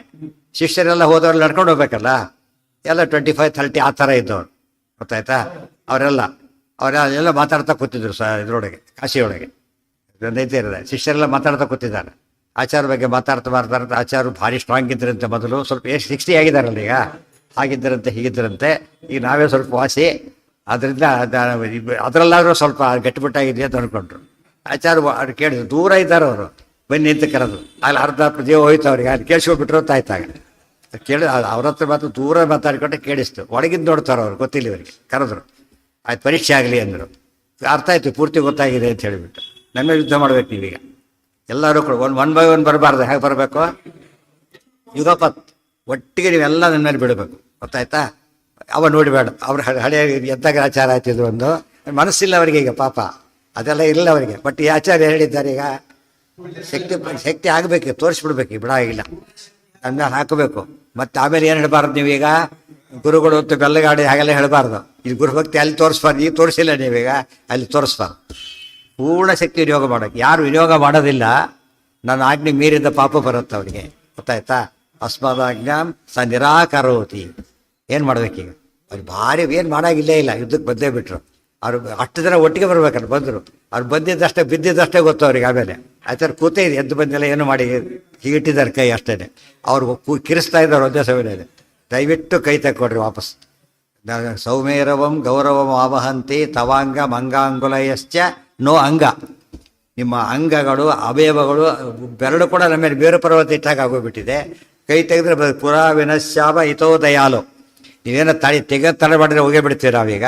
ದಯವಿಟ್ಟು ನೀವು ಸ್ವಾಮಿನ ಮುಂಚ ಅಂತ ಹೇಳಿದ ತಕ್ಷಣ ಕೈ ತೆಗೆದ್ರೆ. ಇಲ್ಲೇನು ಪ್ರಶ್ನೆ ಇದೆ? ಇಲ್ಲಿದೆ ಈಗ, ಅವರೆಲ್ಲ ಯುದ್ಧ ಮಾಡಿದೆ. ಏನಿದೆ ಅಲ್ಲಿ ಆಗಿವರೆಗೀಗ? ಆಜ್ಞೆ ಇದೆ. ಇಲ್ಲ ಹಾಗೆ ಮಾಡಿದ್ದು. ಆದ್ದರಿಂದ ತಪ್ಪಾಗಲಿಲ್ಲ. ಯಾಕೆ ತಪ್ಪಾಗಲಿಲ್ಲ? ಅದು ಅವರು ಮಾಡದೆ ಹೋದರೆ ತಪ್ಪಾಗೋದು. ಯುದ್ಧ ಪೂರ್ತಿ ಮಾಡದೆ ಹೋದರೆ ತಪ್ಪಾಗುತ್ತೆ ಅಂತ ಹೇಳಿದರು. ಅಂಥ ಹೊತ್ತಲ್ಲಿ ಏನು ಮಾಡೋಂಗಿಲ್ಲ. ಇದು ಹಾಗೇನೆ ಪಾಠ ಪ್ರವಚನದ ಕಾಲಕ್ಕೆ ಆಚಾರ ಹೇಳ್ತಾರೆ. ಇದೆಲ್ಲ ಓಪನ್ ಇದು. ಅವ್ರು ಹೇಳ್ತಾರೆ, ಶಿಷ್ಯೋಪಿ ಪೂರ್ವಪಕ್ಷಸ್ಥಃ ತಮೇವ ಆತ್ಮಮತಂ ಬ್ರುವನ್. ಒಬ್ಬ ಶಿಷ್ಯ ಪ್ರಶ್ನೆ ಕೇಳ್ತಾ ಇದ್ದಾನೆ. ನಾಸ್ತಿಕರು ಹೀಗೆ ಹೇಳ್ತಾರೆ, ಚಾರ್ವಾಕರು ಹೀಗೆ ಹೇಳ್ತಾರೆ ಅಂತ ಪ್ರಶ್ನೆ ಕೇಳೋದಿಲ್ಲ ಅವನೀಗ. ಯಾಕೆ ಕೇಳ್ತಾನೆ ಗೊತ್ತಾ? ನಾನೇ ಹೇಳ್ತೇನೆ ಈಗ, ಗುರುಗಳು ಏನು ಹೇಳ್ತೀರಿ ನೀವು? ದೇವರಿಲ್ಲ, ಏನು ಮಾಡ್ತೀರಿ ಈಗ? ಈ ರೀತಿ ಪ್ರಶ್ನೆ ಕೇಳೋದು ತಪ್ಪಿಲ್ಲ ಅಂತ ಆಚಾರ ಹೇಳ್ತಾರೆ. ತಪ್ಪಿಲ್ಲ. ಯಾತಕ್ಕೆ ನೀವು ಕೇಳ್ತಿರೋದೀಗ? ಯಾರೋ ಹೇಳ್ತಾರೆ ಅಂದರೆ ಅವ್ರು ಮತ್ತೆ ಕೇಳ್ಕೊಂಬ ಹೋಗಿ ಅಂತ ಕೇಳ್ಬೇಕು ಉತ್ತರನ. ಇವತ್ತು ಡಾಕ್ಟ್ರು ಬರ್ತಾರೆ, ಯಾರಿಗೋ ಒಂದು ಜ್ವರ ಬಂದಿದೆ ಕರ್ಕೊಂಬಂದ್ರೆ ಡಾಕ್ಟ್ರ್ ಏನು ಮಾಡ್ತಾನೆ? ಅವ್ರನ್ನೇ ಕರ್ಕೊಂಡು ಬಾ ಅಂತ ಹೇಳ್ತಾರೆ. ಹೊತ್ತಾನೆ ನನಗೆ ಬಂದಿದೆ ಅಂದರೆ ಅಲ್ಲೇ ನೋಡ್ಬೇಕು. ಸರ್ ನಿಂದೇ ಪ್ರಶ್ನೆ ಅಂತ ಕೇಳು. ಈ ಮಾತನ್ನು ಆಚಾರ ಅರ್ಥ ಮಾಡಿಕೊಂಡ್ರೆ ಎಷ್ಟು ಓಪನ್ ಆಗಿಬಿಟ್ಟಿದೆ ಶಿಷ್ಯರನ್ನು ಅಂದರೆ, ಸಂಕೋಚ ಪಟ್ಟು ಪ್ರಶ್ನೆ ಕೇಳಬೇಡ. ಹರಿ ಸರ್ವೋತ್ತಮನಲ್ಲ ಅಂತ ಕೇಳು ನೀನು. ಹರಣ್ಯ ಸರ್ವೋತ್ತಮ ಅಂತ ಹೇಳಿ ಏನು ಯೋಚನೆ ಮಾಡಬೇಡ. ನೀನು ಕಾರಣ ಕೊಡು, ಉತ್ತರ ನಾವು ಕೊಡ್ತೀವಿ. ಆಮೇಲೆ ನೀನು ಏನು ಮಾಡ್ಬೇಕು? ಅದನ್ನು ಸರಿಯಾಗಿ ಅರ್ಥ ಮಾಡ. ಅಲ್ಲಿ ಮಾಡೋದು ತಪ್ಪಾಗುತ್ತೆ. ಸರಿಯಾದ ಕಾರಣ ಕೊಟ್ಟಾಗ ಒಪ್ಪದೆ ಹೋದ್ರೆ ತಪ್ಪು. ಗೊತ್ತಾ? ಡಾಕ್ಯುಮೆಂಟ್ ಕೇಳಿದಾಗ ಕೊಟ್ಟ, ಅದನ್ನು ಒಪ್ಪೋದಿಲ್ಲ ಅಂದರೆ ನಾನು ಪ್ರಾಮಾಣಿಕನಲ್ಲ ಅಂತ. ಗೊತ್ತಾಯ್ತಾ? ಕೇಳಬೇಕಾದ್ರೆ ಸಂಕೋಚ ಪಡಲ್ಲ. ಅದಕ್ಕೊಂದು ಮಾತಿದೆ ಗುರುಗಳ ಹತ್ರ, ಬಂದು ವಿಷಯ ಎಲ್ಲರಿಗೂ ಗೊತ್ತಿದೆ. ಡಾಕ್ಟ್ರ್ ಹತ್ರ ರೋಗ ಮುಚ್ಚಿಟ್ಕೋಬಾರ್ದು ಅಂತೇಳಿ. ಯಾಕೆ ಔಷಧಿ ಕೊಡ್ಬೇಕಾದ್ರೆ ಏನಾಗಬೇಕು ಅವರು ಪಾಪ? ಅದಕ್ಕೆ ಸಂಶಯ ಮುಚ್ಚಿಟ್ಕೋಬಾರ್ದು. ಅಲ್ಲಿ ರೋಗ ಹೇಗೆ ಮುಚ್ಚಿಟ್ಕೊಂಡ ರೋಗ ಉಲ್ಬಣಿಸಿ ಕೊಂದುಬಿಡುತ್ತೋ ಹಾಗೆ ಸಂಶಯ ಯಾವಾಗಲೂ ಕೊರಿತಾ ಇರುತ್ತೆ. ಸಂಶಯ ಹುಳು ಅಂತ ಕರೀತಾರೆ. ಹುಳು ಬಿಟ್ಟು ಬಂದೆ, ತಲೆ ಹುಳು ಬಿಟ್ಟಿದ್ದೀರಿ ಅಂತ ಹೇಳ್ತಾರಲ್ಲ, ಕೊರಿತಾ ವಜ್ರಕೇಟ ಕೊರಿತಾ ಇರುತ್ತದು. ಅದು ಕ್ಲಿಯರ್ ಮಾಡ್ಕೊಬೇಕು. ಡೌಟ್ನ ಕ್ಲಿಯರ್ ಮಾಡ್ಕೋಬೇಕಾದ್ರೆ ಎರಡು, ಒಂದು ಫೈಟಿಂಗ್ ಟೈಪ್ ಕೇಳಬಾರ್ದು, ಜಿಜ್ಞಾಸೆ ಇದೆ ಅಂತ ಕೇಳಿ, ಫರ್ಮಾಗಿ ಕೇಳಿ, ಅದು ತಪ್ಪಲ್ಲ. Firmness important, but opposition trend ಇರಬಾರ್ದು. ಅವಾಗ ಏನಾಗುತ್ತಾಗ ಅಪೋಸಿಟ್ ಟ್ರೆಂಡ್ ಅಂದ್ರೇನು, ನೀನು ಹೇಳಿದ್ರೆ ಒಪ್ಪೋದಿಲ್ಲ. ಮೊದಲೇ ಡಿಸೈಡ್ ಮಾಡ್ಕೊಂಡ್ಬಿಟ್ಟಿದ್ದಾನೆ ಮ್ಯಾಚ್ ಫಿಕ್ಸಿಂಗ್ ಇದ್ದಾಗ. ಅವನಿಗೆ ಹೇಳಿ ಉಪಯೋಗ ಇಲ್ಲ. ಯಾಕೆ ಅವನಿಗೇನಿಲ್ಲ, ತಿಳ್ಕೊಳ್ಳೋ ಉದ್ದೇಶ ಅವನಿಗಿಲ್ಲ. ನಾನು ಬುದ್ಧಿವಂತ ಅಂತ ತೋರಿಸೋದು ಅಷ್ಟೇ ಅವನ ಉದ್ದೇಶ ಇದೆ. ಅಂಥವ್ರಿಗೆ ಉತ್ತರ ಕೊಡೋಕೆ ಹೋಗಬೇಡಿ ಅಂತ ಹೇಳ್ತಾನೆ. ಅದು ಯೂಸ್ಲೆಸ್ ಅದು. ಬಟ್ ತಿಳ್ಕೊಳ್ಳೋ ಉದ್ದೇಶ ಅವನಿಗಿದೆ. ನೀವು ಹೇಳಿ ಕೇಳ್ತೇನೆ ನಾನು. ಇನ್ನೂ ಕೆಲವು ಶಿಷ್ಯ ಇರ್ತಾರೆ, ಎಲ್ಲ ಹೇಳ್ತಾರೆ ರಾತ್ರಿ ಬಂದೇ ಕೇಳಿರ್ತಾರೆ. ಹಿಂದಿನ ಕಾಲಕ್ಕೆಲ್ಲ ಗುರುಕುಲದಲ್ಲೇ ವಾಸ ಇರ್ತಾರೆ ವಿದ್ಯಾಪೀಠಗಳಲ್ಲಿ ಇದ್ದಾಗೆ. ರಾತ್ರಿ 12 ಗಂಟೆಗೆ ಎಚ್ಚರ ಆಯಿತು, ಮತ್ತೆ ಡೌಟ್ ಶುರುವಾಯ್ತು. ಮತ್ತೆ ಇವ್ರು ಒಪ್ಕೊಂಡು ಹೋಗಿದ್ದೆ 10 ಗಂಟೆಗೆ. ಇನ್ನೂ ಗುರುಗಳಿಗೆ ಬಂದುಬಿಟ್ಟ, ನಂಗೆ ಮತ್ತೆ ಡೌಟ್ ಬಂತು ಅಂತ. ಇವ್ರು ಬೈಬಾರ್ದು, ಏನೇ ಮತ್ತೆ ಡೌಟ್ ಬಂತು ಅಂತ ಹೇಳ್ತೀಯಾ, ಮೊದಲು ಆಣೆ ಮಾಡಿ ಹೇಳಿದ್ದೀರಿ ಅಂತ ಹೇಳಿದರೆ, ಪ್ರಮಾಣ ಮಾಡಿ ಹೇಳಿದ್ರು ಕೂಡ ಆಮೇಲೆ ಏನು ಹೇಳಬೇಕು ಅವನು, ಏನು ಡೌಟ್ ಬಂದಿದೆ, ಈ ಹೊಸ ಪ್ರಶ್ನೆ ಹೌದಾ ಕೇಳೋ ಹಾಗಿದ್ರೆ ಮತ್ತೆ ನನಗೆ ಮಾಡಬೇಕು ಅಂತ ಅದಕ್ಕೆ ಹೇಳ್ತಾರೆ. ಸಂಶಯ ಸುಮ್ಮನೆ ಬಂದರೆ ಅದಕ್ಕೆ ಆನ್ಸರ್ ಇಲ್ಲ. ಪ್ರಾಪರ್ ರೀಸನ್ ಇದ್ದರೆ, ಬೇಸಿಸ್ ಇದ್ದರೆ ಪ್ರಶ್ನೆ ಅಲೋಟ್. ಪ್ರಶ್ನೆ ನಿಮ್ಮದೇ ಪ್ರಶ್ನೆ ಅಂತ ಕೇಳಿ, ಅವಾಗ ತಪ್ಪಲ್ಲ. ಏನು ದೋಷ ಹೇಳಬಾರ್ದಾಗ ಗುರುಗಳಿಗೆ ಎದುರು ಮಾತಾಡ್ತೀಯಾ, ನಾನೇ ಚಾರ್ವಾಕಂತ ಮಾತಾಡ್ತೀಯಾ, ತಗೋಕೆ ಹೋಗು, ಹಾಗೆಲ್ಲ ಅನ್ಬಾರ್ದು. ಏನು ಮಾಡಬೇಕು, ಗುಡ್ ಅಂತ ಹೇಳಬೇಕು. ಒಳ್ಳೆ ಪ್ರಶ್ನೆ ಕೇಳಿದ್ದೀನಿ ನೀನೀಗ, ಸರಿಯಾದ ಕೇಳಿ ಸರಿಯಾದ ಉತ್ತರ ಕೊಡು. ಸರಿಯಾದ ಪ್ರಶ್ನೆಗೆ ಸರಿಯಾದ ಉತ್ತರ ಕೊಡೋದು ಇದು ಜವಾಬ್ದಾರಿ ಗುರುಗಳದಾದವ್ರು. ಗೊತ್ತಾಯ್ತಾ? ಅವಾಯ್ಡ್ ಮಾಡೋಕ್ಕೆ ಸಾಧ್ಯ ಇಲ್ಲ. ಏನು ಮಾಡಿ ಕೆಲವೇ ಅರ್ಥ ಆಗಲ್ಲ ಅವನಿಗೆ. ಆಯಿತಾ, ಇಷ್ಟು ತಿಳ್ಕೊಂಬ ಆಮೇಲೆ ಹೇಳಿದ, ಅದು ತಪ್ಪಲ್ಲ. ಬಟ್ ನಾನು ಪ್ರಶ್ನೆ ಕೇಳಿಬಿಟ್ಟ ಅಂತ ರೇಗಬಾರ್ದು. ಕೆಲವು ಮೇಷ್ಟ್ರುಗಳು ಕ್ಲಾಸ್ನಲ್ಲಿ ಪ್ರಶ್ನೆ ಕೇಳಿಬಿಟ್ಟು ಸಿಟ್ಟು ಬಂದುಬಿಡುತ್ತೆ ಅವ್ರಿಗೆ. ಯಾರು ಓದ್ ಸ್ಟಡಿ ಅವ್ರಿಗೆ ಗೊತ್ತಿರಲ್ಲ, ಅದೆಷ್ಟು ಬಂದ್ಬಿಡುತ್ತೆ. ಗೊತ್ತಿದ್ದು ಎಷ್ಟು ಅದು ಏನು ಮಾಡ್ತಾರೆ, ಗುಡ್ ಅಂತ ಹೇಳ್ತಾರೆ. ಮತ್ತೆ ಕ್ಲಿಯರ್ ಎಕ್ಸ್ಪ್ಲೈನ್, ನಿಮಗೆ ಯಾರು ಡೌಟ್ ಇದ್ದರೆ ನೋಡಿ ಕ್ಲಿಯರ್ ಮಾಡಿಕೊಡಿ ಅಂತ ಹೇಳ್ಬಿಡ್ತಾರೆ. ಯಾವಾಗ ಕೆಲವು ಒಳ್ಳೆ ಮೇಷ್ಟ್ರು ಇನ್ನೂ ಇರ್ತಾರೆ, ಗೊತ್ತಿರಲ್ಲ ಅವರಿಗೆ ಪಾಪ. ಅದು ಸಿಟ್ಟಾಗಲ್ಲ. ಏನು ಹೇಳ್ತಾರೆ ಅವರು, ನಾನು ಮತ್ತೆ ಹೇಳ್ತೀನಂತೆ, ಇದು ನನಗೆ ಎಲ್ಲೋ ಇದೆ, ತುಂಬ ನೋಡಿದ್ದು ಮರ್ತೋಗಿದೆ ಅಂತ ನೋಡಿ ಹೇಳ್ತೇನೆ ಮತ್ತೆ. ಅದು ತಪ್ಪಲ್ಲ. ಯಾಕೆ he is very honest. Misguide ಮಾಡಿದೆ, ಏನೋ ಒಂದು ಉಡಾಫಿ ಉತ್ತರ ಕೊಟ್ಟು ಹೋಗಿಬಿಡೋದಿಲ್ಲ. ಅದು ಒಳ್ಳೆಯದು. ಬೈಯೋದಂತೂ ಭಾರಿ ತಪ್ಪು. ತಪ್ಪು ಉತ್ತರ ಹೇಳೋದು ತಪ್ಪು. ಸರಿಯಾದ ಉತ್ತರ ಹೇಳಬೇಕು, ಗೊತ್ತಿದ್ದು ನೋಡ್ಕೊಂಡು ಹೇಳಬೇಕು. ಶಿಷ್ಯನೂ ಹಾಗೇನೆ, ನಾನು ಪ್ರಶ್ನೆ ಹೋಯ್ತೀರಿ ನನಗೆ, ಇನ್ನು ಸ್ವಲ್ಪ ಯೋಚನೆ ಮಾಡಿ ಹೇಳ್ತೀನಿ ಅಂತ ಹೇಳ್ತಾನೆ. ಅದು ತಪ್ಪಲ್ಲ. ನಾನು ಹೇಳಿದ್ದೆಲ್ಲ ಸರಿ ಹೋಯ್ತು, ಬಟ್ ಇನ್ನೊಂದು ಸ್ವಲ್ಪ ಯೋಚನೆ ಮತ್ತೆ ಹೇಳ್ತೀನಿ ಅಂದರೆ ಹಾಗೆ ಏನು ಹೇಳಿಬಿಡು ಅಂತ ಹೇಳಬಾರದು. ಏನು ಮಾಡ್ಬೇಕು ಅದನ್ನು, ಆಯಿತು take your own time, but ಪ್ರಶ್ನೆ ಕೇಳುವ ಸರಿಯಾಗಿ ಕೇಳು. ಮತ್ತೆ ಈ ಅದಕ್ಕೆ ತದ್ವಿಧಿ ಪ್ರಣಿಪಾತೇನ ಪರಿಪ್ರಶ್ನೇನ ಸೇವಯ, ಭಗವದ್ಗೀತೆಯಲ್ಲೇ ಬಂದಿದೆ. ತದ್ವಿಧಿ ಪ್ರಣಿಪಾತೇನ ಪರಿಪ್ರಶ್ನೇನ ಸೇವಯ. ಇವತ್ತು ನಮ್ಮ ಜನ ತುಂಬ ಜನ ಏನು ಮಾಡ್ತಾರೆ ಅಂದರೆ ಹಠಕ್ಕೆ ಬಿಡ್ತಾರೆ. ಅದು ತಪ್ಪು. ಹಠಕ್ಕೆ ಬಿದ್ದರೆ ಯಾವ ವಿಷಯನೂ ಸಾಲ್ವ್ ಆಗೋದು. ಇನ್ನೂ ಏನಾಗುತ್ತೆ, ಸಮಸ್ಯೆಗಳೆಲ್ಲ ಬಿಗಡಾಯಿಸುತ್ತೆ ಹೊರತು ಸೊಲ್ಯೂಷನ್ ಸಿಗೋದಿಲ್ಲ. ಅದಕ್ಕೆ ಆಚಾರದ ಕಲ್ತು ಒಂದು ಪಾಠನ ಕಲ್ತು ಬಿಡಬೇಕು. ಆಚಾರ ಸಿದ್ಧಾಂತ ಓದಕ್ಕೆ ಹೊರಟಾಗ ನಾವು ಎಂದೂ ಕೂಡ ಏನಾಗಬಾರ್ದು, ಬಯಾಸ್ಡ್ ಮೈಂಡ್ ಇರಬಾರ್ದು. ಅದಿತ್ತು ಅಂದರೆ ಎಂದೂ ಜ್ಞಾನ ಬರ್ಲಿಕ್ಕೆ ಸಾಧ್ಯ ಇಲ್ಲ. ಆಯಿತಾ? ಇವತ್ತು ಹೇಳಿ ಓಪನ್ ಇಲ್ಲ, ಅವನು ತೋರಿಸ್ಲಿಕ್ಕೆ ತಾಯಿಲ್ಲ, ವಾಸಿ ಆಗಾಗತ್ತೆ ಅವನಿಗೀಗ. ತಿಳಿತಾ? ಫೇರ್ ಆಗಿರ್ಬೇಕು ಯಾವಾಗ. ಅದನ್ನು ಅವ್ನು ಮರ್ತು ಬಿಟ್ರೆ ಇವತ್ತು ನಮ್ಮಲ್ಲಿರೋಷ್ಟು ದುರಾಗಳು ಯಾರಲ್ಲೂ ಇಲ್ಲ. ಮಾತಿ ಜಗಳ, ಗೊತ್ತಾಯ್ತಿಲ್ಲ. ಪ್ರತಿಯೊಂದಕ್ಕೂ ಡಿವೈಡ್ ಆಗೋದು. ನಮ್ಮದು ಗ್ರೇಟ್ನೆಸ್ ತೋರ್ಸೋಕೆ ಅದು ತಪ್ಪದು. ಇಲ್ಲಿ ಗ್ರೇಟ್ನೆಸ್ ಗುರುಗಳ ಮುಂದೆನೇ ಕೇಳಬೇಕಾಗಿಲ್ಲ, ಮಾತು ಕೇಳಬೇಕಾಗಿಲ್ಲ ಅಂದರೆ ಏನು ಉಳಿದಲ್ಲಿ ಗ್ರೇಟ್ನೆಸ್ ಯಾಕೆ ತೋರಿಸ್ಬೇಕು ಅದನ್ನು? ನೀವು ಗ್ರೇಟಪ್ಪ, ಪ್ರಶ್ನೆ ಉತ್ತರ ಕೊಡಲಿಲ್ಲ, ಹೇಗೆ ಗ್ರೇಟ್ ಆಗ್ತೀರಿ ಈಗ ನೀವೀಗ? ಅರ್ಥ ಆಯ್ತಾ? ಗ್ರೇಟ್ ಅಂತ ಹೇಳಿದ ಮೇಲೆ ಇವು ಸೊಲ್ಯೂಷನ್ ಕೊಡಬೇಕೀಗ. ಬರೀ ಗ್ರೇಟ್ ಅಂತ ಹೇಳ್ಕೊಂಡ್ರೆ ಅರ್ಥ ಇಲ್ಲ. ಅವ್ರಿಗೆ ಸೊಲ್ಯೂಷನ್ ಕೊಡದೆ ಹೋದರೆ ಅರ್ಥ ಇಲ್ಲ. ಅದನ್ನು ಬಿಡಬೇಕೀಗ. ಅದು ಸದ್ಯಕ್ಕೆ ನಮ್ಮಲ್ಲಿಲ್ಲ. ಎಷ್ಟೋ ಕಡೆ ನಾವು ಬೇರೆ ಕಡೆಗೆ ನೋಡ್ತೀವಲ್ಲ, ಕ್ಲಾಸ್ಗಳಲ್ಲಿ ಲೌಕಿಕರಲ್ಲಿರೋ ಒಂದಿದು ಇವತ್ತು ಇದರಲ್ಲಿ ಕಾಣೋದಿಲ್ಲ. ಭಾಳ ಹಠವಾದಿತನ, ಪ್ರತಿಯೊಂದನ್ನು ಪ್ರೆಸ್ಟೀಜ್ ಮಾಡ್ಕೊಂಬಿಟ್ರೆ ನಾಲ್ಕು ಕೊಡ್ಬೇಕು, ಇಲ್ಲಿ ಇವೆಲ್ಲ ಮಾಡೋದು ಎಂಡ್ಲೆಸ್. ಅದು ಒಂದು ನನ್ನ ಹೆಸರು ಮೇಲೆ ಬರಲ್ಲ, ಕೆಳಗೆ ಬರಲ್ಲ, ಎಲ್ಲ ಹೆಸರು ಮೇಲೆ ಹಾಕ್ಲಿಕ್ಕೆ ಆಗುತ್ತೆ ಒಟ್ಟಿಗೆ. ಜೊತೆಗೆ ಹಾಕಿದ್ರು ಮತ್ತೆ ಬೈತಾರೆ, ಸಮ ಹಾಕಿಬಿಟ್ರಿ ಅಂತ. ಏನು ಮಾಡ್ಬೇಕಾಗ? ಇಂಥ ಸಣ್ಣ ಸಣ್ಣ ವಿಷಯಕ್ಕೆ ದೊಡ್ಡ ದೊಡ್ಡ ಗಲಾಟೆಗಳಾಗಿಬಿಟ್ಕೊಂಡು ಏನಾಗುತ್ತೆ, ಪ್ರೋಗ್ರಾಮ್ ಮಾಡೋದು ಭಾರಿ ಕಷ್ಟ. ಹಿಂದೆಲ್ಲ ನೋಡಿದಾಗ ನನ್ನ ಹೆಸರು ಕೆಳಗೆ ಬಂತು, ಮೇಲೆ ಬಂತು ಅಂತ ಅಲ್ಲೇ ಗಲಾಟೆಗಳು. ಮತ್ತೆ ಪಾಪ ಸಾಗೊಂಡು ಒಪ್ಸೋದು ಏನಕ್ಕೆ ಕಷ್ಟ ಅಲ್ಲ, ಶಿಷ್ಯವರಿಂದ ಭಾರಿ ಗಲಾಟೆ ಮಾಡ್ದ. ಅದು ಹಠ. ಇದ್ರ ಗುರುಭಕ್ತಿ ತೋರಿಸೋದು ಈ ರೀತಿ ಗುರುಭಕ್ತಿ ತೋರಿಸ್ತಾರೆ. ಅವ್ರು ಬೇಡ ಆದರೂ ಬಿಡೋದಿಲ್ಲ. ತಪ್ಪದು. ಅಲ್ಲಿ ಯೋಚನೆ ಇರಬೇಕು. ಯಾವುದೋ ಒಂದು ಕ್ರೈಟೇರಿಯಾ ಇಟ್ಕೊಂಡು ಮಾಡಿರ್ತಾರೆ. ಅದನ್ನ ನನಗೆ ಇದನ್ನು ನಾನು ಮೊದಲು ಆಮೇಲೆ ಮಾತಾಡಬೇಕು, ನಾನು ಎಷ್ಟೇನು ಮಾತಾಡಿದೆ, ಅಲ್ಲೂ ಲೆಕ್ಕ ಹಾಕ್ತಾ ಕೂತ್ಕೊಂಡ್ರೆ ಎಲ್ಲರೂ ಒಟ್ಟಿಗೆ ಮಾತಾಡಿದ್ರೆ ಕೇಳೋರ ಗತಿ ಏನಾಗುತ್ತೆ? ಅಲ್ಲೇ ಪ್ರೆಸ್ಟೀಜ್ ಬಿಟ್ಬಿಡ್ಬೇಕು. ಬಿಡೋದಿಲ್ಲ, ಬರೋದೇ ಇಲ್ಲ ಅವನು ಬಿಡ್ತಾರೆ ಕಣಿ. ಅಯ್ಯೋ, ಕೋರ್ಟಲ್ಲಾಗಿದೆ ಹಿಂದೆ, ಕೋರ್ಟ್ ಕೇಸಲ್ಲಿ ಆಗಿದೆ ಹಿಂದೆ. ದೊಡ್ಡ ತೀರ್ಥಕ್ಕೋಸ್ಕರ ಯಾರ ಮಟ್ಟಕ್ಕೆ ಬದಲು ತೀರ್ಥ ಕೊಡಬೇಕು, ದೊಡ್ಡ ಗಲಾಟೆ. ಅವ್ನು ಯಾರಪ್ಪ ಜಡ್ಜ್ಗೆ ಕನ್ಫ್ಯೂಸ್, ಭಾರಿ ತಲೆ ಆಯಿತು. ಏನು ಗೊತ್ತೇ ಆಗ್ತಾ ಇಲ್ಲ. ವಾಟ್ ಈಸ್ ದಿಸ್ ತೀರ್ಥ ಅಂತ ಶುರು ಮಾಡಿದ್ದಾರೆ ಪಾಪ. ಅದರಿಂದ ಶುರು ಮಾಡಿ ಎಲ್ಲ ಕೇಳಿದ ಮೇಲೆ ಹೋಗಿ ಕೆಲಸ ಮಾಡಿ. ಹಾಕಿದರೆ ಒಂದು ತಗೊಳ್ಳಿ, ಪಾತ್ರೆ ತೊಗೊಳ್ಳಿ, 3 ಹೋಲ್ ಒಟ್ಟಿಗೆ ಹಾಕಿಬಿಡಿ, ಕೊಟ್ಬಿಡಿ ಅವರಿಗೆ. ಇನ್ನೇನು ಮಾಡೋದು ಪಾಪ. ಅವರಿಗಿರಷ್ಟು ಇವ್ರು ಹೊಡೆದೇ ಹೋದರೆ ಏನಾಗುತ್ತೆ? ಅಂದರೆ ಹಠವಾರಿತನ ಭಾಳ ಕಷ್ಟ. ಬರ್ತಾ ಏನು ಒಂದು ಸ್ವಲ್ಪ ಓದ್ತಿರ್ಲಿಕ್ಕೆ ಅಲ್ಲಿ ಅಹಂಕಾರ ಬರಲಿಕ್ಕೆ ಶುರುವಾಗ್ಬಿಡೋದು. ತನ್ಮಾತೆ ನಡಿಬೇಕು, ಅವೆಲ್ಲ ಬರಬಾರ್ದು. ನಾವು ಎಲ್ಲಿವರೆಗೆ ಓಪನ್ ಆಗಿರ್ತೀವಿ ಅಲ್ಲಿವರೆಗೆ ಜ್ಞಾನ ಬರ್ತಾನೆ ಇರ್ತದೆ, ಸಾಧನೆ ಆಗ್ತಾನೆ ಇರುತ್ತೆ. ತಿಳಿತಾ? ವ್ಯವಸಾಯದ ಹಿಡ್ಕೊಂಡು ಹೇಳ್ತಾರೆ ಮಾತು ಧರ್ಮರಾಜ್ ಯಾವುದೋ ವಿಷಯ ಬಂದರೆ ಡಿಫ್ರೆನ್ಸ್ ಆಫ್ ಒಪಿನಿಯನ್ ಬಂದರೆ ಎಲ್ಲ ಸೀರಿಯಸ್ಸಾಗಿ ತೊಗೊಳಕ್ಕೆ ಹೋಗ್ಬಿಟ್ಟು ಧರ್ಮರಾಜ್ ತಪ್ಪೇ ಹೇಳ್ತಿದ್ದಾನೆ. ಭೀಮಸೇನ ಗಲಾಟೆ ಮಾಡೋದಿಲ್ಲ, ಯಾಕಂದರೆ ಅದೊಂದೊಂದು ಸ್ಥಾನ ಇದೆ, ಅಣ್ಣ ಅಂತ ಒಂದು ಸ್ಥಾನ ಇದೆ, ಗೊತ್ತಾಯ್ತಾ, ರಾಜ ಅಂತ ಇದೆ. ಆ ಸ್ಥಾನ ನೋಡ್ಕೊಂಡು ಏನು ಮಾಡ್ತಿದ್ರು. ಮತ್ತು ತಪ್ಪು ಎರಡು ವಿಧ, ಒಂದು ಜಸ್ಟ್ ಡಿಫರೆನ್ಸ್ ಬೇರೆ, ಮುಖ್ಯ ಪ್ರಮೇಯದ ಬಗ್ಗೆ ಡಿಫರೆನ್ಸ್ ಬೇರೆ. ಅದು ಬಂದಾಗ ಏನು ಮಾಡ್ಕೊಡು ನಾವು ಕಾಂಪ್ರಮೈಸ್ ಆಗಿ ಬರೋದಿಲ್ಲ. ಬೇರೆ ವಿಷಯ ಬಂದಾಗ ಏನು ಮಾಡಬೇಕಾಗ, ಧರ್ಮ ಈಗ ಕೊಲ್ತೀನಿ, ಇಲ್ಲಿ ಈಗ ಕೊಲ್ಲಬೇಡ ಆಮೇಲೆ ಕೊಲ್ಲೋದು, ಸರಿ ಕೊಲ್ಲೇ ಬೇಡ ಅಂದರೆ ಬೇರೆ ಮಾತು. ದುರ್ಯೋಧನ ಕೊಲ್ಲೇ ಬೇಡ ಅಂದರೆ ತಪ್ಪಾಗೋದು, ಈಗ ಕೊಲ್ಲೋದು ಬೇಡ, ವನವಾಸ ಮುಗಿದ ಮೇಲೆ ಕೊಡೋದವ್ರಿಗೆ ಹಾಗಿದ್ರೆ ಸರಿ. ಒಂದು ವಿಷಯ ಒಪ್ಕೋಬೇಕು ನಾವು, ಅದನ್ನ ತೋರಿಸ್ತಾರೋ ಅಷ್ಟು ದೊಡ್ಡವ್ರ ನಡ್ಕೊಂಡು ತೋರಿಸ್ತಾರೆ. ಅದನ್ನು ನಾವು ಅರ್ಥ ಮಾಡ್ಕೊಳ್ಳೋದು. ರಾಮಾಯಣ ಮಹಾಭಾರತ ಯಾತಕ್ಕೆ ಕೇಳಬೇಕು ಅಂದರೆ ಇದೆಲ್ಲ ಗೊತ್ತಾಗುತ್ತೆ. ರಾಮದೇವ್ರ ಕಾಡಿಗೆ ಹೋಗ್ಬೇಕು, ಆರ್ಗ್ಯೂ ಮಾಡ್ತಾ ಕೊಡೋದಿಲ್ಲ ತಂದೆ ಎದುರಿಗೆ. ಮಾಡಿದರೆ ಉತ್ತರ ಕೊಡೋಕ್ಕೆ ಸಾಧ್ಯ ಇಲ್ಲ, ದಶರಥನ ತಪ್ಪು ಮಾಡ್ತಾ ಇದ್ದಾನೆ. ಆದರೆ ಆ ತಪ್ಪು ಎಂಥ ತಪ್ಪದು, ಆತನ ದೌರ್ಬಲ್ಯದ ತಪ್ಪದು. ಅದರಿಂದ ಆಗ್ತಿರೋ ಅನ್ಯಾಯ ತನಗೆ, ನಾನು ಅದು ಮಗನಾಗಿ ತಡ್ಕೋಬಲ್ಲಿ ಇಲ್ಲಿ ನೋಡ್ಬೇಕಂತ. ಅಫಿಷಿಯಲ್ ಅಲ್ಲ, ಅದು ಮನೆಗೆ ಸಂಬಂಧಪಟ್ಟ ವಿಚಾರ ಅಂತ ಅದು ತಿಳ್ಕೊಂಡ್ಬಿಟ್ಟಿದ್ದಾನೆ ಪಾಪ. ಆ್ಯಕ್ಚುಲಿ ಅಫಿಷಿಯಲ್ಲೇ ಅದು ದರ್ಶನ ತಿಳ್ಕೊಂಡ್ಬಿಟ್ಟಿದ್ದಾನೆ. ಏನು 14 ವರ್ಷ ಆಯಿತು ಮಾಡಿದರೆ ಆಯಿತು. ಲೋಕದೃಷ್ಟಿಯಿಂದ ದೇವರು ಅವೆಲ್ಲ ಮುಂದಿನ ವಿಚಾರ. ನಡ್ಕೋಬೇಕಾದ್ರೆ ಒಂದು ಸೌಜನ್ಯ ಇರಬೇಕು. ದೊಡ್ಡವ್ರು ಮಾತ್ರ ಸ್ವಲ್ಪ ನಡೆಸಬೇಕು. ಏನು ಭಾರಿ ತುಂಬ ಏನೂ ವ್ಯತ್ಯಾಸ ಇರೋದಿಲ್ಲ. ಆ ರೀತಿ ವ್ಯತ್ಯಾಸ ಸರಿಯಾಗಿ ಅಭ್ಯಾಸ ಮಾಡಿಕೊಂಡ್ರೆ ಗಲಾಟೆ ಬರೋ ಚಾನ್ಸಸ್ಸೇ ಇಲ್ಲ. ಅದಕ್ಕೆ ದೈವಿ ಸಂಪತ್ತಿರೋಲ್ಲಿ ಏನು ಬರೋಲ್ಲ, ಪರಸ್ಪರ ಬಾಂಧವ ವಿಷ್ಣು ಭಕ್ತ ಅಶ್ಚ ಹೊಂದಾಣಿಕೆ ಬರುತ್ತೆ. ಅದೆಲ್ಲ ಶಾಸ್ತ್ರ ಓದಿದಾಗ ನಿಧಾನವಾಗಿ ಒಂದೊಂದೇ ಗಟ್ಟಿ ಆಗ್ತಾ ಹೋಗು. ಓವರ್ನೈಟ್ ಅವೆಲ್ಲ ಚೇಂಜ್ ಆಗಲ್ಲ, ನಿಧಾನವಾಗಿ ಬರ್ತಾ ಹೋಗು. ಏನ ಹಾಂ, ಅದು ಬೇರೆ ಕೇಸ್, ಅದು ಈ ಕೇಸ್ ಅಲ್ಲ. ಅವನು ಮೊದಲು ಹಸರಾವೇಶ ಐತೆ, ಯುದ್ಧ ಮಾಡ್ದ, ಆಮೇಲೆ ಜ್ಞಾನ ಬಂತಷ್ಟೆ. ಇಲ್ಲಿ ಹಾಗಲ್ಲ, ಇದು ಪೂರ್ತಿ ಕ್ಲಿಯರ್ ಕೇಸ್ ಇದು. ಸಭೆಯಲ್ಲಿ ದ್ವೈತಾದ್ವೈತ ಚರ್ಚೆ ಮಾಡಬೇಕಾದ್ರೆ ಶಿಷ್ಯ ಅದ್ವೈತ ಪ್ರಶ್ನೆ ಕೇಳ್ತಾನೆ, ಗುರುಗಳು ದ್ವೈತಾಗಿ ಉತ್ತರ ಕೊಡ್ತಾರೆ. ಇಬ್ಬರಲ್ಲಿ ಏನಿಲ್ಲ, ಈಗ ವಿರೋಧ ಏನೂ ಇಲ್ಲ. ಜನಗಳಿಗೆ ಪ್ರಶ್ನೆಗೆ ಉತ್ತರ ಸಿಗಲಿ ಅಂಥೇಳಿ ಎಲ್ಲರೂ ಪ್ರಶ್ನೆ ಕೇಳ್ತಾ ಕೂತ್ಕೊಂಡು ಉತ್ತರ ಬರೋದಿಲ್ಲ ಅಂತ ಸಿಸ್ಟಮೆಟಿಕ್ಕಾಗಿ ಕ್ವಶನ್ ಆನ್ಸರ್ ಸೆಷನ್ ಮಾಡಿರ್ತಾರೆ. ಅಲ್ಲಿ ಇಬ್ಬರಿಗೂ ವಿರೋಧ ಇಲ್ಲ, ಅಲ್ಲಿ ಗೊತ್ತಾಯ್ತಾ. ವಾದ ಬೇರೆ, ಇದು ಸಂವಾದ. ಇದು ಸಂವಾದ ಅಂದ್ರೆ ಏನು, ಇಬ್ಬರು ಒಂದೇ ಮನಸ್ಸಿನಿಂದ ಒಂದು ವಿಷಯ ಬಗ್ಗೆ ಡಿಸ್ಕಸ್ ಮಾಡ್ತಾ ಇದ್ದಾರೆ ಅಷ್ಟೇ. ಅಲ್ಲಿ ಡಿಬೇಟ್ ಬೇರೆ, ಡಿಸ್ಕಷನ್ ಬೇರೆ. ಡಿಸ್ಕಷನ್ ಅಲ್ಲಿ ವಿರೋಧ ಇರೋದಿಲ್ಲ.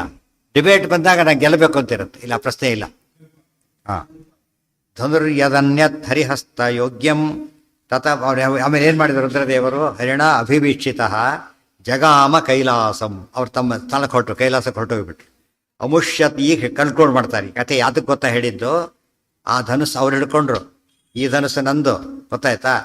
ಆ ಧನುಸ್ಸನ್ನು ಇಟ್ಕೊಂಡು ಅವ್ರ ಕೈಲಿ ಗೆಲ್ಲಕ್ಕಾಗಲೇ ಇಲ್ಲಲ್ಲ, ಆ ಧನುಸ್ಸೇ ಅವ್ರು ಕೊಟ್ಟಿದ್ದು ಜನಕರಾಜನಿಗೆ. ಅದನ್ನೇ ನೀನು ಮುರಿದಿದ್ದು, ಗೊತ್ತಾಯ್ತಾ. ರುದ್ರದೇವರ ಹೆಸರು ಮುರಿದವ್ನು ನೀನೀಗ. ಅದನ್ನ ಏನು ಗೊತ್ತಾಯ್ತು ನೀನೀಗ, ರುದ್ರದೇವರ ಹೆಸರು ಮುರಿದಿ ಅಂದಮೇಲೆ ಅವರಿಗಿಂತ ಗ್ರೇಟ್ ಅಂತ ಗೊತ್ತಾಯ್ತು ಜನಗಳಿಗೆ.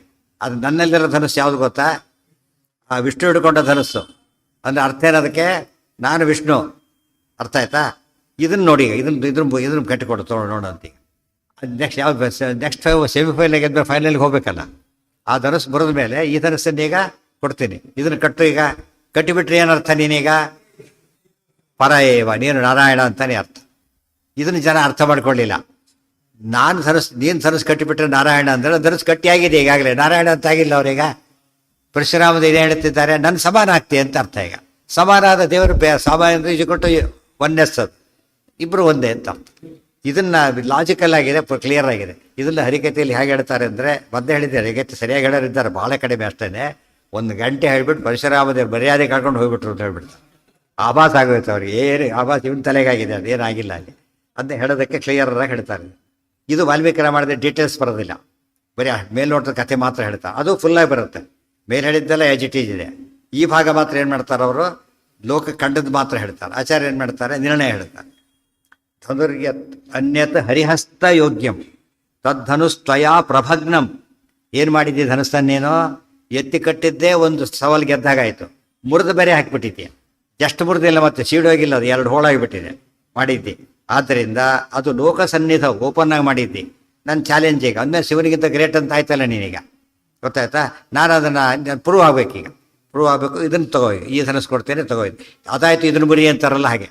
ಹೈ ಜಂಪ್ ಮಾಡ್ತಿರ್ಬೇಕಾದ್ರೆ ಮತ್ತೆ ಜಾಸ್ತಿ ಇಡ್ತಾ ಹೋಗ್ತಾರೆ ಗೆದ್ದಾಗೆಲ್ಲ.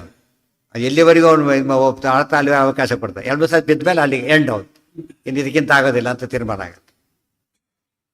ಲೋಕ ಸನ್ನಿಧವು ಧನುರ್ಯದನ್ಯದ್ ಹರಿಹಸ್ತ ಯೋಗ್ಯಂ ತತ್ಕಾರ್ಮುಕಾತ್ ಕೋಟಿ ಗುಣಂ ಪುನಶ್ಚ. ಈಗ ಹೇಳಿದ್ರು, ಮೊದಲು ಹೇಳಿರಲಿಲ್ಲ. ಶಾರ್ಗ ಪಿನಾಕಕ್ಕಿಂತ ಶಾರ್ಗ ಎಷ್ಟು ದೊಡ್ಡದು ಅಂತ ಹೇಳಿದ್ರು, ಮೊದಲು ದೊಡ್ಡದು ಅಂತ ಹೇಳಿದ್ರು, ಅದಕ್ಕಿಂತ ಉತ್ತಮ ಅಂತ ಹೇಳಿದ್ರು. ಎಷ್ಟು ದೊಡ್ಡ ಕೋಟಿ ಗುಣಂ, ಅಷ್ಟು ದೊಡ್ಡದಿದೆ. ದೇವರ ಧನಸ್ಸು ಮೂಲತಃ ಸ್ವರೂಪ ಅನಂತನೇ ಆಗೋಯ್ತು. ಲಕ್ಷ್ಮೀ ಸ್ವರೂಪ ಆಯಿತು, ಸರಸ್ವತಿ ಸ್ವರೂಪ ಮೇಲೆ ಆಯ್ತದೀಗ. ಆ ಧನಸ್ಸು ಯಾವುದೋ ಅಲ್ಲ, ಶಾರ್ಗ ಧನಸ್ಸು ಸಾಮಾನ್ಯ ಅಲ್ಲ, ಅಷ್ಟು ಮೇಲಿದೆ ಅದು. ಅಂಥ ಕೋಟಿ ಗುಣದ ದೊಡ್ಡ ಧನಸ್ಸಿದು. ವರಂ ಹಿ ಹಸ್ತೆ ತದಿದಂ, ಕೋಟಿ ಗುಣಂ ವರಂ. ವರಂ ಅಂದರೆ ಶ್ರೇಷ್ಠ, ಕೋಟಿ ಗುಣ ಅಂದರೆ ಕ್ರೋರ್ ಟೈಮ್ಸ್ ದೊಡ್ಡದು. ಇದು ಕ್ರೋರ್ ಟೈಮ್ಸ್ ದೊಡ್ಡದು ಇದು. ಅದನ್ನು ಹಸ್ತೆ ತದಿದಂ ಗೃಹೀತಂ ಮಯ, ಅದನ್ನು ನಾನು ಕೈಲಿ ಹಿಡ್ಕೊಂಡಿದ್ದೇನೆ ನೋಡಿ. ಈಗ ನೀನು ಕೈಲಿ ಹಿಡ್ಕೊಂಡ್ರೆ ನಾರಾಯಣ, ನಾನು ಕೈಲಿ ಹಿಡ್ಕೊಂಡಿದ್ದೇನೆ ನೋಡಿ. ಈಗ ಸರಿಯಾಗಿ ಅರ್ಥ ಮಾಡಿದ್ರೆ ಉತ್ತರ ಕ್ಲಿಯರ್ ಆಗಿದೆ. ಕೈಲಿ ಹಿಡ್ಕೊಂಡಿದ್ದೇನೆ ನೋಡು. ಗೃಹಾಣ ಏತತ್, ಇದನ್ನು ತಗೊಂಡೀನೀಗ. ಅಥೋ ಹಿ ವೈಷ್ಣವಂ, ಇದು ಯಾವ ಧನಸ್ಸಿದು? ವೈಷ್ಣವ ಧನಸ್ಸು. ಅದು ಪಿನಾಕಿಯ ಧನಸ್ಸು, ಪಿನಾಕ. ನಾನು ವಿಷ್ಣು ವೈಷ್ಣವ ಧನಸ್ಸಿದು. ಆದ್ದರಿಂದ ಯದಿ ವರಂ ಹಿ ಹಸ್ತೆ ತದಿದಂ ಗೃಹೀತಂ ಮಯ ಗೃಹಾಣ ಏತತ್ ಅತಃ ಹಿ ವೈಷ್ಣವಂ. ಇದು ಯಾತಕ್ಕಿದು? ಇದು ವೈಷ್ಣವ ಧನಸ್ಸಿದು. ಅದರಿಂದ ಏನಾಗುತ್ತೆ ಗೊತ್ತಾ? ಕಂಟಿನ್ಯೂ ಮಾಡ್ತಾರೆ. ಯದೀದಮಾಗೃಹ್ಯ ವಿಕರ್ಷಸಿ ತ್ವಂ ತದಾ ಹರಿರ್ನಾತ್ರ ವಿಚಾರ್ಯಮಸ್ತಿ ಇತಿ ಬ್ರುವಾಣಃ ಪ್ರದದೌ ಧನುರ್ವರಂ ಪ್ರದರ್ಶಯನ್ ವಿಷ್ಣುಬಲಂ ಹರಾದ್ವರಂ.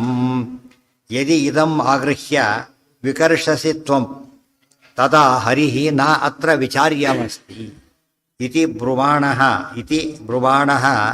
ಪ್ರದದೌ ಧನುರ್ವರಂ ಪ್ರದರ್ಶಯನ್ ವಿಷ್ಣುಬಲಂ ಹರಾದ್ವರಂ. ಯದಿ ಇದಂ ಆಗೃಹ್ಯ, ಇದನ್ನು ನೀನು ತಗೊಂಡು ಒಂದು ವೇಳೆ ವಿಕರ್ಷಸಿ, ಬಾಣ ಇಟ್ಟು ಎಳೆದು ಬಿಟ್ಟಿ ಅಂದರೆ ನೀನೇನಂತ ಪ್ರೂವ್ ಆಯ್ತು ಈಗ? ಹರಾದ್ವರಂ ತದಾ ಹರಿಹಿ, ಆಗ ನೀನು ಹರಿ ಅಂತ ಅರ್ಥ. ನಾನು ಈ ಕೆಲಸ ಮಾಡಿದ್ದೇನೆ, ನಾನು ಹರಿ, ನೀನು ಈ ಮಾಡಿ ನೀನು ಹರಿ ಅಂತ ಪ್ರೂವ್ ಆಗುತ್ತೆ. ಹರಿಹಿ ನಾತ್ರ ವಿಚಾರ್ಯಮಸ್ತಿ, ಮತ್ತೆ ಡೌಟ್ ಇಲ್ಲ ಅಲ್ಲಿ. ಇದು ಧನಸ್ಸನ್ನು ಹಿಡಿದ ಈ ಒಂದು ಜನಕ್ಕೆ ಡೌಟ್ ಬಂದಿದೆ ಈಗ. ಆ ಹರಧನಸ್ಸು ಶಿವಧನಸ್ಸು ಭಂಗ ಮಾಡಿದ್ರಿಂದ ಶಿವನಿಗಿಂತ ಉತ್ತಮ ಅಂತ ಜನಕ್ಕೆ ಗೊತ್ತಾಗ್ಬಿಟ್ಟಿದೆ. ಅದೇನಾಗಬೇಕೀಗ? ಬರೀ ಉತ್ತಮ ಅಲ್ಲ, ಹರಿಯೇ ಆಗಿ ಉತ್ತಮ ಅಂತ ಗೊತ್ತಾಗಬೇಕು. ನಾತ್ರ ವಿಚಾರ್ಯಮಸ್ತಿ ಇತಿ ಬ್ರುವಾಣಃ ಪ್ರದದೌ ಧನುರ್ವರಂ ಪ್ರದರ್ಶಯನ್ ವಿಷ್ಣುಬಲಂ ಹರಾದ್ವರಂ. ಇಷ್ಟು ಹೇಳಿಬಿಟ್ಟು ಆ ಧನಸ್ಸನ್ನು ಇವ್ರ ಕೈಲಿ ಕೊಟ್ಟರು. ಧನಸ್ಸನ್ನು ಇವ್ರ ಕೈಲಿ ಕೊಟ್ಟರು. ಪ್ರದರ್ಶಯನ್ ವಿಷ್ಣುಬಲಂ ಹರಾದ್ವರಂ, ಹರಣಿಗಿಂತ ವಿಷ್ಣುಬಲ ಶ್ರೇಷ್ಠ ಅಂತ ಹೇಳೋದು ಒಂದು ಉದ್ದೇಶ, ತಾವಿಬ್ಬರು ವಿಷ್ಣು ಅಂತ ಹೇಳೋದೇ ಇನ್ನೊಂದು ಉದ್ದೇಶ. ಅದನ್ನ ಕೊಟ್ಟರು. ಅಲ್ಲಿಗೆ ನಾಳೆ ದಿವಸ ಏನು ಮಾಡ್ತಾರೆ ಗೊತ್ತಾಗುತ್ತೆ. ಇಷ್ಟು ಒಂದೊಂದು ಕಥೆ ಹೇಳಿದ್ದೆಲ್ಲ ಇಲ್ಲಿಗೆ ಅಪ್ಲೈ ಮಾಡೋದಕ್ಕೋಸ್ಕರ ಧನಸ್ಸಿನ ಇತಿಹಾಸ ಹೇಳಿ, ಆ ಧನಸ್ಸನ್ನು ಮುರಿದವನು ನೀನು, ಆದ್ದರಿಂದ ನೀನು ಅವನಿಗಿಂತ ದೊಡ್ಡವನು ಅಂತ ಆಗುತ್ತೆ. ದೊಡ್ಡವನ ಮೇಲೆ ವಿಷ್ಣು ಅಂತ ಆಗಬೇಕು. ಬ್ರಹ್ಮದೇವರು ಇದರಲ್ಲಿ ಕಾಂಟೆಸ್ಟ್ ಬರೋದೇ ಇಲ್ಲ, ಅವರು ಔಟ್ ಆಫ್ ಇದು ಕಾಂಟೆಕ್ಸ್ಟ್ ಅವರು. ಆದ್ದರಿಂದ ಅದು ಪ್ರೂವ್ ಆಗಬೇಕಾದ್ರೆ ಈ ಧನಸ್ಸು ನಮ್ಮ ಧನಸ್ಸಿದೆ, ಅದೇ ಆ ಧನಸ್ಸೇ ಇದು. ಮತ್ತೆ ಆ ಧನಸ್ಸೇ ಇದು. ಆ ಧನಸ್ಸು ಅಂದ್ರೇನೋ ಕೋಟಿ ಗುಣ ದೊಡ್ಡದಾದ ಧನಸ್ಸಿದು ನನ್ನ ಕೈಲಿರೋದು. ಅದರ ಇದಲ್ಲ, ಡೂಪ್ಲಿಕೇಟ್ ಅಲ್ಲ ಇದು. ಏನಿದು? ಅದೇ ಧನಸ್ಸು ನನ್ನ ಕೈಲಿದೆ. ಸೊ ರಾಮನ ಧನಸ್ಸು ಪರಿಸರದಲ್ಲಿ ಇರಬೇಕಾದ್ರೆ ಅದು ಉಪಯೋಗಿಸ್ಬೇಕು. ಎಷ್ಟೋ ಸರ್ತಿ ಇನ್ನೊಬ್ರು ಪೆನ್ ಕೊಟ್ಟರೆ ನಮಗೇನಾಗುತ್ತೆ? ಎಷ್ಟೋ ಸರ್ತೆ ಫಾಸ್ಟಾಗಿ ಬರೀಲಿಕ್ಕಾಗಲ್ಲ, ಅದು ಸೆಟ್ ಆಗಿಬಿಟ್ಟಿರ್ತೀವಿ ನಾವು. ಅದಕ್ಕೆ ಒಂದಕ್ಕೆ ಸ್ವಲ್ಪ ಪ್ರಾಬ್ಲಮ್ ಬರೋದು. ಇನ್ನೊಂದು ವೆಹಿಕಲ್ನ ತಕ್ಷಣ ಇದು ಮಾಡ್ಲಿಕ್ಕೆ ಬರೋದಿಲ್ಲ, ಸ್ವಲ್ಪ ಎಲ್ಲ ನೋಡ್ಕೋಬೇಕು ಫಸ್ಟ್ ಎಲ್ಲ ಕೂಡ. ಅದೆಲ್ಲ ಪದ್ಯ. ಅಂಥ ಹೊತ್ತಿನಲ್ಲಿ 100% ಇಟ್ಕೊಂಡಿದ್ದಾರೆ. ಏನರ್ಥ? ಸೇಮ್ ಪರ್ಸನ್ ಅಂತ. ಅದೇ ವಿಷ್ಣುವೇ. ದಶಾವತಾರ ನೋಡಿದ್ರೆ ಗೊತ್ತಾಗತ್ತೆ. ಮತ್ಸ್ಯ, ಕೂರ್ಮ, ವರಾಹ, ನರಸಿಂಹ, ರಾಮ. ದಶಾವತಾರ ಇಬ್ಬರು ಸೇರಿದಾಗ ಒಬ್ರು ಹೆಚ್ಚು ಒಬ್ರು ಕಡಿಮೆ ಏನರ್ಥ ಅದಕ್ಕೆ? ಬಟ್ ಜನ ತಿಳ್ಕೊಂಡಿದ್ದಾರೆ ಇವತ್ತು. ಇವಾಗ ಸಿನಿಮಾ ನಾಟಕ ನೋಡಿ, ಪುರಾಣಗಳು ತಪ್ಪಾಗಿ ಕೇಳಿ ಜನ ತಿಳ್ಕೊಂಡ್ಬಿಟ್ಟಿದ್ದಾರೆ. ರಾಮದೇವರು ಅಂತ ಸೋತರು. ಎಲ್ಲಿದೆ ಸೋತರು ಅಂತ? ಇಲ್ಲೇ ಇಲ್ಲ ಅದರೊಳಗೆ. ತಾವೇ ಕಲ್ಪನೆ ಮಾಡ್ಕೊಂಡು ಆ ಕಥೆನ ಅಪಾರ್ಥ ಮಾಡ್ಕೊಂಡು ಇದು ಮಾಡ್ತಾರೆ. ಇದರಲ್ಲಿ ಸರಿ ಇಲ್ಲದೆ ಹೋಗ್ಬಿಟ್ಟು ಏನಾಗ್ತಿತ್ತು ನಮಗಾಗ? ರೂಪಗಳಲ್ಲಿ ಭೇದ, ಅದೆಲ್ಲ ತಪ್ಪು ತಿಳುವಳಿಕೆ ಬರ್ತಿತ್ತು. ಪರಶುರಾಮ ಇಬ್ಬರು ಒಂದೇ ಅನ್ನೋದು ಶಕ್ತಿ ಕಡಿಮೆ ಆಯಿತು ಅನ್ನೋ ಏನರ್ಥ ಅದಕ್ಕೆ? ಭಾರಿ ತಪ್ಪದು. ಆ ತಪ್ಪುಗಳು ತಿದ್ದಲಿಕ್ಕೆ ಇದೆಲ್ಲ ತಿಳ್ಕೊಂಡು, ಇದೆಲ್ಲ ನಮಗೆ ಯಾಕೆ ಸುಮ್ಮನೆ ದೇವ್ರ ಪೂಜೆ ಮಾಡ್ಕೊಂಡಿರ್ತೀವಿ ಅಂದರೆ, ಈ ಕಥೆಗಳು ದೇವ್ರ ಪೂಜೆ ಮಾಡ್ಲಿಕ್ಕೆ ಬರೋದು. ಇಷ್ಟೇ ಕೇಳಿಬಿಟ್ಟು ದೇವ್ರ ಪೂಜೆ ಮಾಡ್ಲಿಕ್ಕೆ ಬರೋದಿಲ್ಲ. ಯಾಕೆ? ಡೌಟ್ ಬಂತೀಗ. ಇದು ಮುಂದೆ ಹೋದಾಗ ಸರಿ ಹೋಗ್ಬೇಕು. ಅಲ್ಲಿ ನಾಳೆ ದಿವಸ ಅದು ನೋಡೋಣ. ಅದಾಗಿಬಿಟ್ರೆ ಈಗ ಈ ಬಾಲಕಾಂಡ ದೊಡ್ಡ ಘಟ್ಟ. ಏನು ಹೇಳಿ, ಏನು ಬೇಕಾದ್ರಲ್ಲಿ?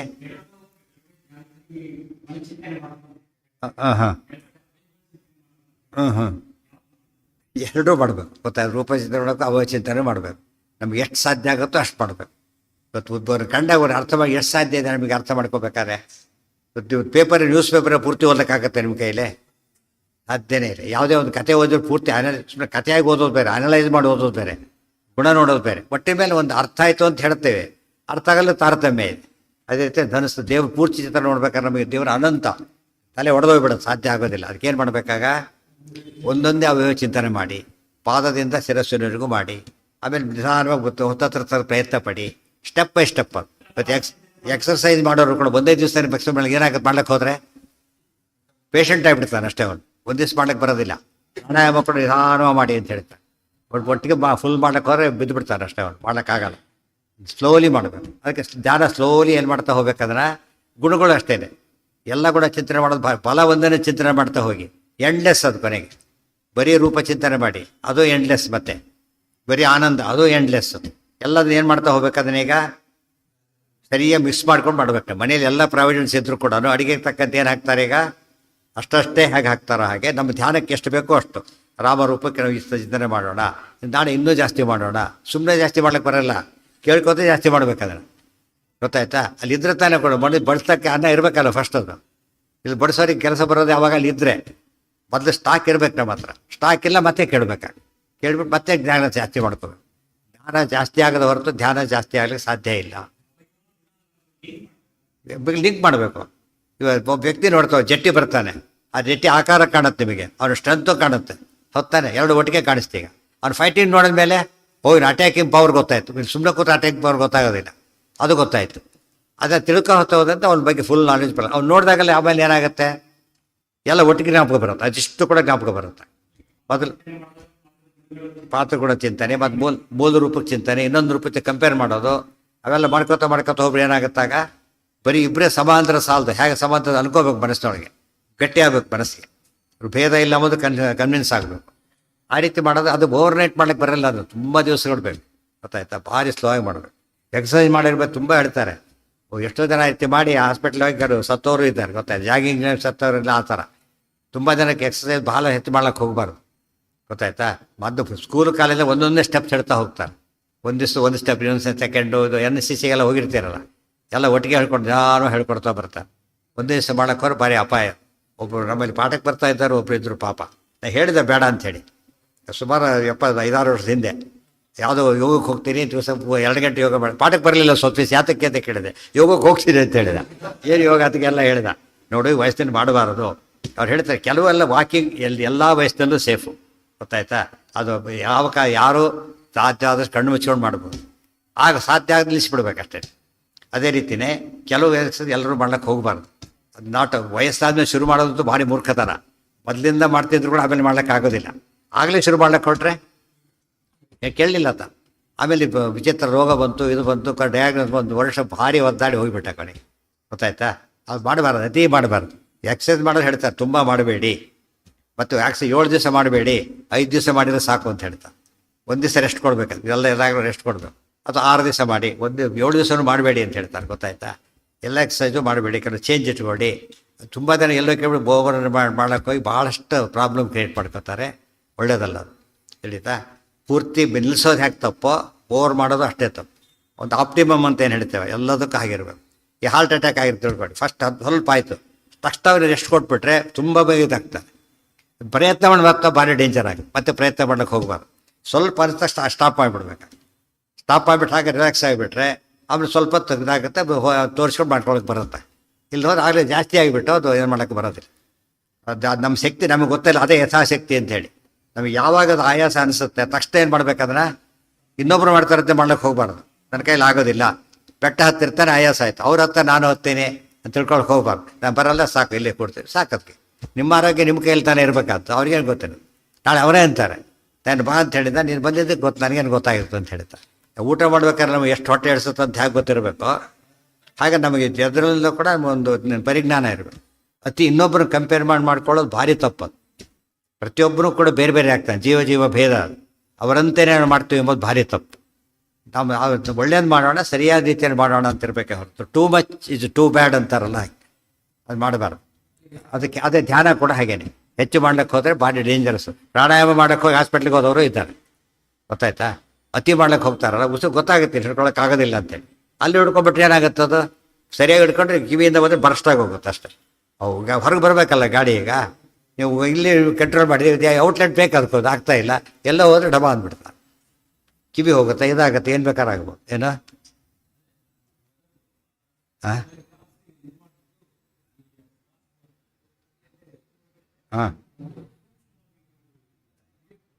ದೇಹದೊಳಗೆ ಇರೋದೆಲ್ಲ ಸೂಕ್ಷ್ಮನೇ, ಗೊತ್ತಾಯ್ತಾ? ಏನು ಹೌದು ಹೌದು ಹೌದು ಹೌದು ಅದು ಮಾಡಿಕೊಡು, ಅತಿ ಮಾಡಿಕೊಡು. ನಮ್ಗೆ ಯಾವಾಗ ಅನಿಸುತ್ತೆ ತಕ್ಷಣ ನಿಲ್ಲಿಸ್ಬಿಡಿ, ಎಲ್ಲ ಸರಿ ಹೋಗುತ್ತೆ. ಎಲ್ಲರೂ ಹೇಳಿದ ಮೆಕ್ಯಾನಿಕಲಿ ಮಾಡಿ, ತುಂಬ ಜನ ಹೇಳ್ತಾರೆ ಎಷ್ಟು ನೀರು ಕುಡಿಬೇಕು, ದೊಡ್ಡ ಗಲಾಟೆ, ದೊಡ್ಡ ತಲೆ ಕೆಟ್ಟೋಗ್ಬಿಡುತ್ತೆ. 6 ಲೀಟ್ರ್ ಕುಡಿಲೇಬೇಕು ಅಂತ ಒಬ್ಬ, ಇನ್ನೊಬ್ಬ 4 ಲೀಟ್ರ್ ಕುಡಿಲಿ ಅಂತ ಮತ್ತೊಬ್ಬನ ಹೇಳ್ತಾನೆ. ಎಲ್ಲ ತಪ್ಪದು. ನಿಮಗೆ ಬಾಯಾರಿಕೆ ಆದಾಗ ಕುಡೀರಿ ಅಷ್ಟೇ, ಗೊತ್ತಾಯ್ತಾ? ಕುಡಿಬೇಕು ಅಂತ ಕುಡಿಯೋಕ್ಕೆ ಹೋಗಬಾರ್ದು. ಬಾಯಾರಿಕೆ ಆಗಿಲ್ಲ, ನೀವು ಬೇಡ ಅಂತ ವಾಟ್ರ್ ಬೇಡ ಅಂತ ಅರ್ಥ. ನಮಗೆ ಹೇಳುತ್ತದು ಏನು ಬೇಕು ಅಂತ ಹೇಳ್ತಾ ಇರುತ್ತದು. ಏಕಾಚಿ ಮಾತ್ರ ಮಾಡಬಾರ್ದು, ಮಾತು ಕೇಳಬಾರ್ದು ಅಂತ. ಉಳಿದ ದಿವಸ ಸ್ವಲ್ಪ ಇದು ಮಾಡ್ಬೇಕು. ನೀರು ಕುಡಿಬೇಕಾದ್ರೆ ಕುಡಿಬೇಡ, ಅವ್ರು ಕುಡಿದ್ರೆ ಯಾಕೆ ಕುಡಿಬೇಕು? ಅದಕ್ಕೆ ಹೆಚ್ಚು ನೀರು ಕುಡಿದ್ರೆ ಡೇಂಜರ್, ಮತ್ತೆ ನೆನ್ಪಿಟ್ಕೊಳ್ಳಿ. ಅದು ಹೆಚ್ಚು ನೀರು ಕುಡಿಯೋದು ಭಾಳ ಕಷ್ಟ. ಅದಕ್ಕೆ ಪ್ರತಿಯೊಂದು ಹೇಳ್ತಾ ಹೋಗುತ್ತೆ ಇಷ್ಟು ಬೇಕು ಅಂತೆ. ನಮ್ಗೆ ಅದೇ ಗೈಡ್ ಮಾಡೋದು. ಉದ್ಧಾರೇದ ಆತ್ಮನ ಭಗವದ್ಗೀತೆ ಮಾತು ಅದಕ್ಕೂ ಅಪ್ಲಿಕಬಲ್. ಇನ್ನೊಬ್ಬರು ಕಂಪೇರ್ ಮಾಡ್ಕೋಬೇಡಿ. ಅವ್ರು ಮತ್ತೆ ಎಲ್ಲ each and every person differ ಆಗ್ತಾ ಹೋಗ್ತಾರೆ. ಇವ್ರು ದಯವಿಟ್ಟು ಎಲ್ಲ ರೋಗಕ್ಕೂ ಹಾಗೇನೆ, ಪ್ರತಿಯೊಬ್ಬರು ಸಪರೇಟ್ ಯೂನಿಟ್ ಅವ್ರು. ಅದಕ್ಕೆ ಎಷ್ಟೋ ಔಷಧಿಗಳು ಎಲ್ರಿಗೆ ಯಾಕೆ ಕೆಲಸ ಮಾಡೋದಿಲ್ಲ ಅಂದರೆ, ಪ್ರತಿಯೊಬ್ಬರಿಗೂ ಮಾಡಿದ್ದಲ್ಲದು. ಒಂದು ಜನರಲ್ಲಿ ಕೇಸಿ ಮಾಡಿರ್ತಾರೆ, ಅದರಲ್ಲಿ ಬಂದೋ ಸರಿ, ಇಲ್ಲವರು ಶೂಟ್ ಆಗಲ್ಲ ಅವನಿಗೆ. ಅದಕ್ಕೆ ನೀವು ಸಾಧ್ಯವಾದಷ್ಟು ನಿಮ್ಮ ಆರೋಗ್ಯನ ಸರಿಯಾಗಿ ನೋಡ್ಕೊಳ್ಳಿ. ಟೂ ಮಚ್ ಮಾಡಬೇಡಿ. ಇದು ಕೂಡ ಟೂ ಮಚ್ ಮಾಡಿದರೆ ಅಪಾಯಕ್ಕೆ ನಾವೇ ಕೈಲಿ ಹಾಕ್ತಾ ಇಲ್ಲ. ಯಾವುದು ಅತಿ ಹೆಚ್ಚು ಊಟ ಮಾಡೋದು ತಪ್ಪೇನೆ, ಚೆನ್ನಾಗಿದೆ ಅಂಥೇಳಿ, ಗೊತ್ತಾಯ್ತಾ? ತೊಗೊಂಡು ರುಚಿ ಚೆನ್ನಾಗಿದೆ ಸಾಕಷ್ಟೆ. ಅಲ್ಲಿ ಕಂಟ್ರೋಲ್ ಮಾಡಿ, ಬ್ರೇಕ್ ಹಾಕಿದಾಗ ಹಾಕ್ಬೇಕು, ಪ್ರತಿಯೊಂದಕ್ಕೂ ಬ್ರೇಕ್ ಹಾಕ್ಬೇಕು. ಇನ್ನೊಂದು ಸ್ವಲ್ಪ ಹಾಕ್ತಾರೆ ಅವರು, ನಾವು ಹೊಟ್ಟೆ ನಂಬುತ್ತಾನೆ. ಅದಾಗ ನಿಮ್ಗೆ ಹೆಚ್ಚು ಆರೋಗ್ಯ ಕಡೆ ಚಾನ್ಸಸ್ಸೇ ಬರೋದಿಲ್ಲ, ಗೊತ್ತಾಯ್ತಾ? ನಿಮ್ಮ ಬಾಡಿ ಹೇಳೋದನ್ನು ಕೇಳ್ಕೊತ ಹೊರಟುಬಿಟ್ರೆ ನಿಮ್ಗೆ ಅನಿಸೋದೇ ಇಲ್ಲ. ತೀರಾ ಬೇರೆ ಬೇರೆ ಇದಾಗೋದು ಬಿಟ್ಬಿಟ್ರೆ ನಾನು ನಾರ್ಮಲಿ ಚೆನ್ನಾಗಿ